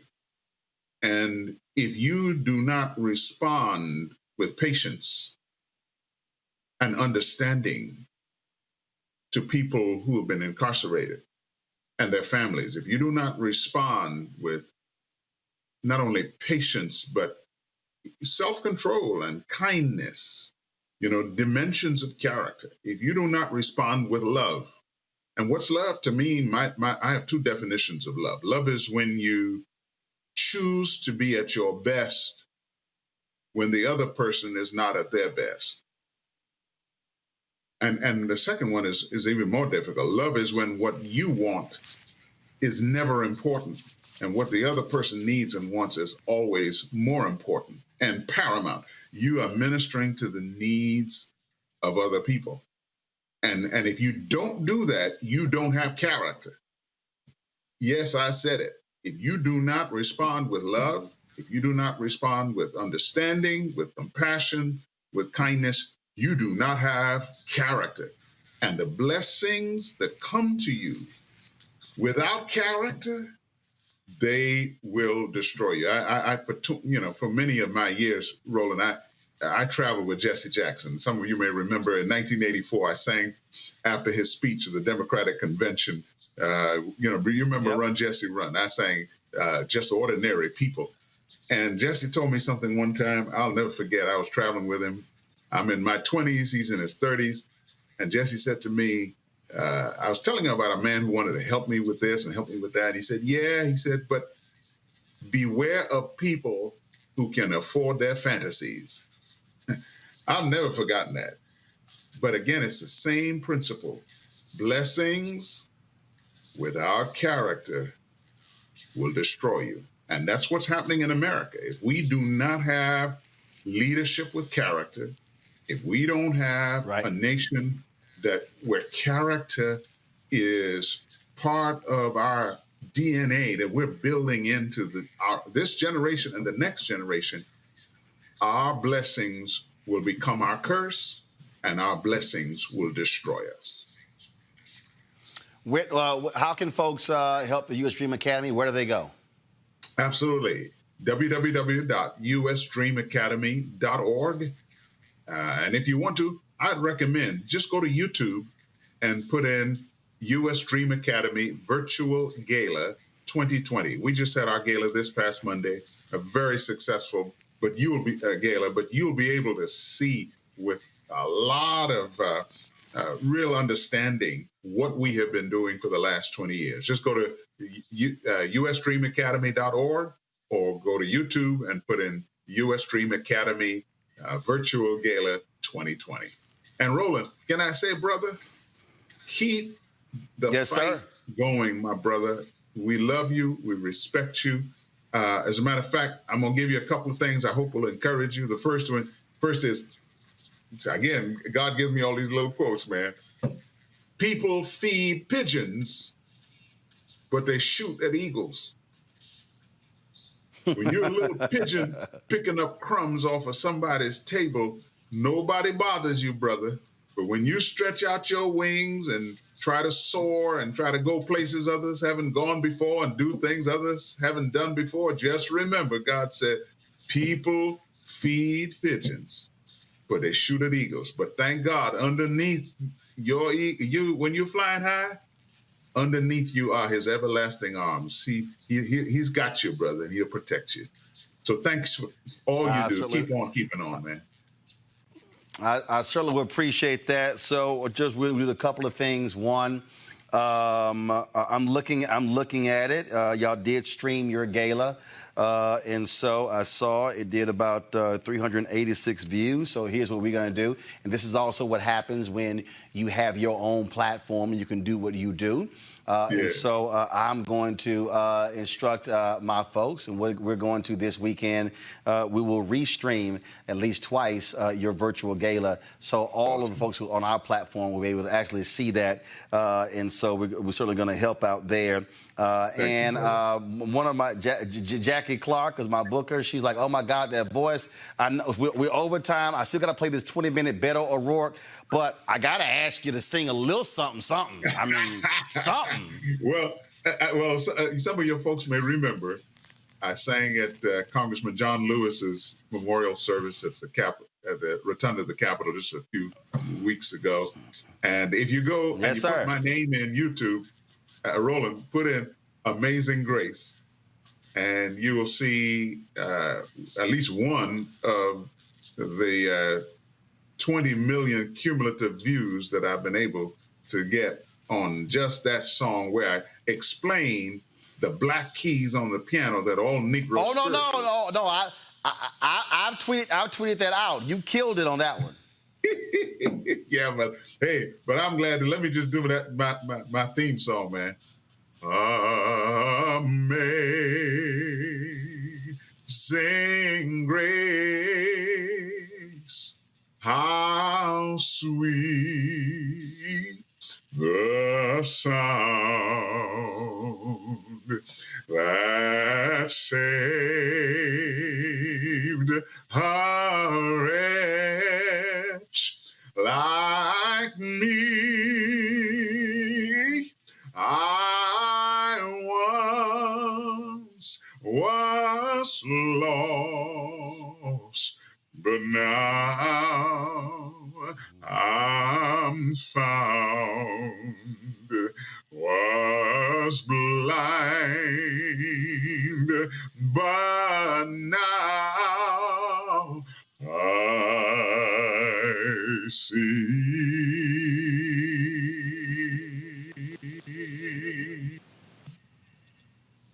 And you know, when you were growing up, they would say in the church, "That boy can sing." Wintley Phipps, I appreciate it, my brother. Thank you so very much. God bless you, buddy. God bless you as well. I certainly appreciate it. Thanks so much, folks. Again, this weekend, we will restream the U.S. Dream Academy's virtual gala so people can have an opportunity to see their work and support what they do. Folks, the election, I told you we are almost done with today's show. I had a chance yesterday to catch up with former U.S. Senate candidate, former congressman who ran for president as well, Beto O'Rourke. We talked about Texas and how that could flip blue. Here's our conversation. All right, Beto O'Rourke, Texas. It is, a lot of people are very shocked with how well Joe Biden is doing there. It is an airtight race there. And what I keep explaining to folks is that Texas used to be a state where Democrats dominated all statewide offices. It shifted when George W. Bush beat Ann Richards, and it was solidified when he ran for re-election in 1998.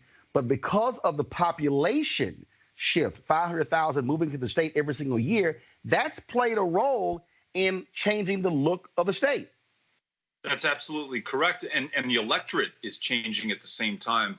In a typical 4-year cycle, you'll see 700,000 Texans get registered to vote. In the last 4 years, 1.9 million Texans have gotten registered to vote.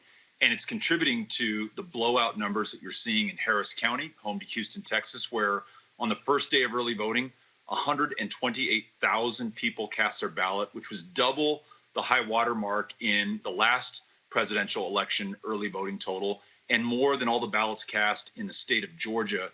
And it's not just happening in Southeast Texas, in North Texas, Denton County, Collin County, both beginning to trend blue, are turning out at record numbers, more than 100% greater than the 2016 total. So you're right, population growth, electorate growth, and then amazing candidates up and down the ballot, especially at the state house level, where primarily you have women of color, and black women in particular, who are running and exciting an electorate. And I think instead of helping them, they are going to be the ones who help to bring Joe Biden across the finish line on election night.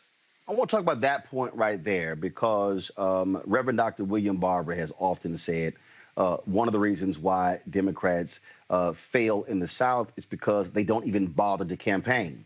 I remember 2008, that was significant. I mean, I remember sitting on the set of CNN and my family telling me about the lines stretching from the elementary school to the highway in Cedar Hill, Texas, on the primary night voting for Hillary Clinton and Barack Obama. And I was on the air telling that story. And Texas Democrats were just really excited. Obama wins, and then nothing. It just sort of fizzled. And what I kept hearing from folks in my native state, they were saying, look, you can't just come in for a fundraiser, pick up $1 million or $2 million and go back. You've got to actually grow the party. You've got to actually build it. You've actually got to fund it. You can't, you're not just going to just wake up tomorrow and say, oh, we can compete. No, you actually have to construct it. And people forget, Republicans did that by running for those lower tier Board of Education seats and other seats before they begin to take over the larger statewide seats in Texas.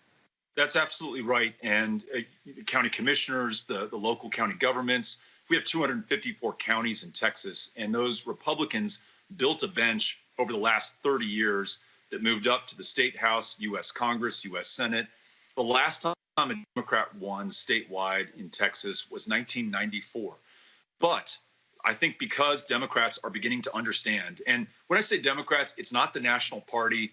It may not even be anybody in control at the state level. It's these individual candidates running for state house right now who in some cases, in 2018 had a 20-1 deficit in funding, right. 10, 5-1, and still came within 5 to 1 points of winning. Now they have the fundraising prowess, the organizational structure, and the experience from that last run. And I'd put the money on them. We're 9 seats down from winning a majority for the first time in 20 years. And in 9 of those districts we need to pick up, I actually won more votes than did Ted Cruz. So we know those voters are there. Mm-hmm. We know more voters have been added to the rolls since then. And then I would hand it to these women who are running. And again, women of color who look like the communities that they want to represent. They're the reason that so many people are registering to vote. They're the reason that so many people are turning out to vote. And if Joe Biden claims 38 electoral college votes from Texas, becoming the first Democrat to do so since Carter did it in 76, it will be owing to those women who had the courage to get out there and run these races in the first place. And to your point, they will begin the process of building that bench that allows us to win congressional, U.S. Senate races, and really Texas take its rightful place in directing the course of this country's political future for the better with Democratic control. So a big election for Texas and for the country right now. And I remember, and again, I think for folks who don't really understand, how these elections work. I mean, I remember when you had Democrats. I remember John Cruzo, longtime judge in Dallas. Republicans swept nearly all countywide positions in Dallas County. Cruzo had to run as a Republican in order to get reelected. Then, all of a sudden, the shift began to happen, and all of a sudden, Democrats began to wipe out Republicans across the county. Same thing happened in the Harris County. And the Republican legislature got scared to death. You talked about those 9 House seats. That's why in 2017, they got rid of straight ticket voting, because they saw how Democrats have been mobilizing and organizing. I was there in Houston in 2018, traveling with those 18 black women who all got elected on the judicial side. And so Republicans, and I dare say, I really believe that the actions of Governor Greg Abbott to say only 1 mail drop box, I believe that has less to do with Biden, Harris versus Trump, Pence, and more to do with those 9 House seats. In addition to that latest voter suppression tactic, he just announced this week that he's going to spend 7 figures shoring up those Republican incumbents for the state house. So, make no mistake about it, Republicans understand where all the marbles are right now. It's not necessarily the top of the ticket. Even the U.S. Senate race, as important as both of those elections are, it is the state house. This is their last chance to hold on to power for a decade, because if Democrats win, as you know, in 2021, they will be at the table when redistricting takes place. There you go. Because of the 2020 census, we'll pick up at least 3 new congressional seats. And we either continue to racially gerrymander Texas, not my words, but the words of a federal judge in 2017, or we begin to draw people back into our democracy. And that's what I think this is about. And that's why I think these races are the most exciting on the ballot right now. And absolutely, because what I've been emphasizing to people is that you cannot overestimate when you look at that map. The reality is, again, I remember sitting on the CNN set in 2010 after being on that set in 2008 and the euphoria, and then watching what took place for that midterm. And I remember Eric Erickson, far right-wing conservative. He was with redstate.com, was seated next to me, and he was just sitting here going, wow, wow. What he was looking at was all of those legislatures and gubernatorial mansions that were flipping from either being run by Democrats or being a split legislature to Republicans running both of them. And then what did they do? Put in gerrymandering, put in voter ID, put in voter suppression. Right now, Republicans control both chambers in 29 states. And I think for so long, and now it makes it even worse because of conservatives on the Supreme Court. Oh, we can't decide political gerrymandering. And so they basically said that state Supreme Court, which is weird to me because they just made a decision yesterday, ignoring the state Supreme Court in Alabama that allowed curbside voting and saying, oh, no, you can't do that. And I'm going, so you now picking and choosing which state Supreme Court rules you like and don't like. And of course, Republicans, even in Texas, tried to stop curbside voting and drive-through voting, which to me is just the dumbest thing in the world. What's the difference if you can't walk in versus voting in your car? That's the madness and how they want to use the court system to reinforce their political games. That's right. And then the mother of all court decisions, the 2013 gutting of the Voting Rights Act. And as we are still in mourning for Justice Ruth Bader Ginsburg, we remember her fiery dissent.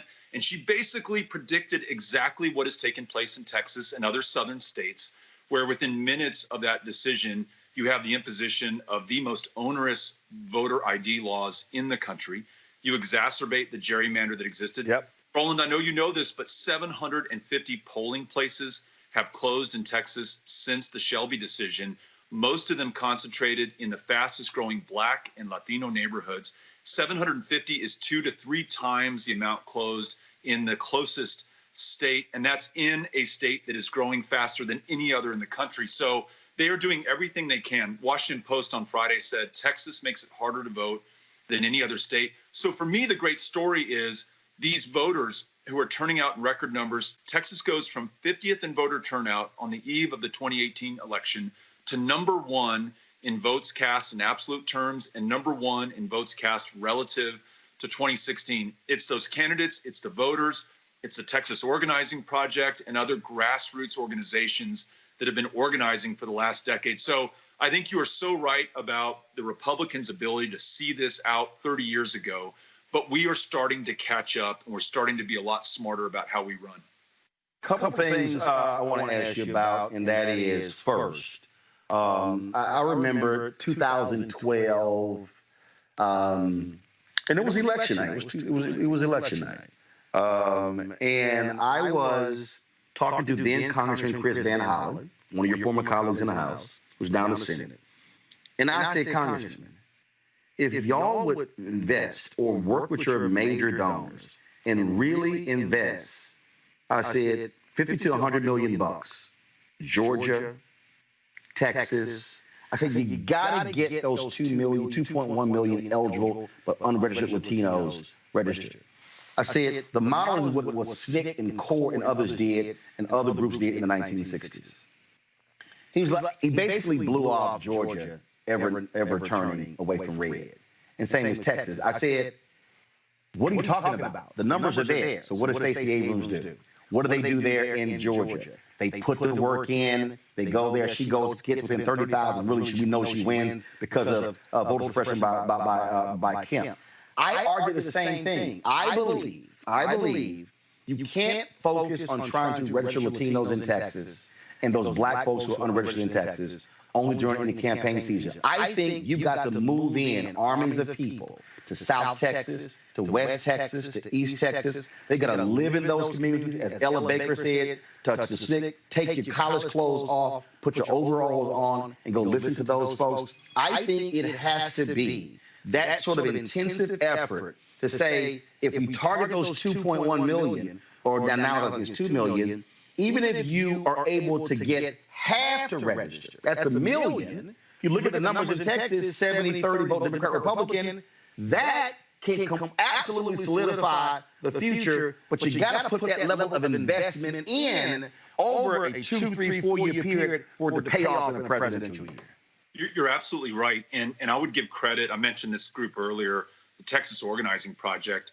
They essentially work to register and then turn out low propensity Black and Latino voters in Harris County, in Bexar County, in Fort Bend County, and Dallas County. So they're very targeted on 4 metro counties. And, you know, while, and look, there's a strategy to this, and I'm sure it makes sense, but I really see Biden-Harris chasing that white voter in Pennsylvania who may have been a lifelong Democrat, may have voted for Barack Obama, then voted for Trump, and we're trying to get them back. Maybe we will, maybe we won't. But these voters in Texas are our voters if we will only invest the time and the attention, the 100%. Show some respect. Yeah. Look, I mean, I've been saying that for the longest because, again, who are you more likely to persuade? Someone who's already probably going to listen to you versus somebody you're gonna put over. And again, numbers don't lie. You look at the Electoral College in Texas compared to Pennsylvania. You don't need Pennsylvania or Ohio if you win Texas. That's right. And here's the other thing that I don't think enough people have thought about. Pennsylvania, we learned from how long it took them to count the votes during their primary. It may take days or weeks for us to know the total after November 3rd in Pennsylvania, where we're all investing so much money. Texas, which did not expand mail-in voting. Texas, which counts its mail-in ballots starting on October 30th. Texas will know the numbers on the night of November 3rd. And if it's called for Biden, 38 electoral college votes, to your point and to the math, it then becomes impossible mathematically for Donald Trump to claim victory or try to steal the election or contest it in the courts or take it up to Amy Coney Barrett on the Supreme Court. It is over. And Texas has that power. And you could spend a fraction of what you're investing in Pennsylvania, Wisconsin, and Florida and put that into Texas because of all the great work that others have done. Yep. And you can get there. And you saw the Quinnipiac poll, 47-47 yesterday. The Morning Consult poll today, 48% Biden, 47% Trump. Doesn't mean it's a slam dunk or a sure thing. I know that. What it does mean is that this is possible with a little investment. Well, and that's why last point here before we got to go, that is, this is where I wish you had Democrat funders. I wish you had a Democrat Sheldon Adelson. I wish you had who are the 2 conservatives down there in Wiley, Texas, who fund everything. To me, these super rich Democrat donors have to sit here and, yes, listen to what you just laid out, what I'm talking about, and say, wait a minute, if 40 million, 50 million, or to the group you mentioned, if they had $100 million over 3 years to hire 1,000 people to move them into communities, pay them, and do all that deep organizing, you literally will see the payoff in multiple ways, as opposed to, again, keep chasing that white suburban female, okay, who ain't going to give you time, because trust me, if Trump loses in 2020 and Nikki Haley runs in 24, that woman's going to love Nikki. I mean, it's mind-boggling. And so I wish major Democratic donors would see the chessboard. I love that scene from Who's Searching for Bobby Fischer, knock the pieces off, now read the board, because that's what Republicans are doing. They are seeing what's going on. They are seeing a more diverse America is a death knell for their party, which is why they're trying to lock down the courts to control whatever a multicultural America passes in the city, county, state, school board, and Congress. If they control the courts, they say we can actually control the laws. Your final comment. No, you are absolutely, and that's why I think so much rests on our ability to win in Texas. It's the state legislature, which determines districting for the next 10 years. It's the composition of the courts, and it's the presidential. I really think if you want to avert that constitutional crisis that Donald Trump will provoke if you don't want him calling white nationalist terrorists into the streets to contest this by force of arms. You've got to invest in states like Texas. And I got to tell you this, Roland, I always think of you as a national figure who's helping the country understand what's happening throughout the United States. I forget how deeply immersed you are in Texas and how you understand this down to the county level. And I think that kind of knowledge has to be passed to these national Democratic operatives. They just don't get the opportunity right before them here in Texas. And so I appreciate you having me on to talk about it today. Well, my mama and daddy, they are both 73 years old. Well, dad's 73, mom will be 73 in November. They have worked elections. They are poll workers. They were not scared by Rona. They're actually working the polls right now. My sister, her daughter, they're poll workers. And so I grew up watching them run call centers for Kathy Whitmire when she became the first woman mayor of Houston. They worked on Mario Gallegos and Al Luna, those campaigns. And so I lived it, had no choice because we had to put the signs up in order to eat. And so they still are involved. I'm still registered in Texas. I was voting in Dallas County just a couple of weeks ago. And you're absolutely right. Folks need to understand if you want to win, you got to listen to the ground and what's happening there. Beto O'Rourke, I appreciate it. Thanks a lot. Thank you. Have a good one. Take care. Bye-bye.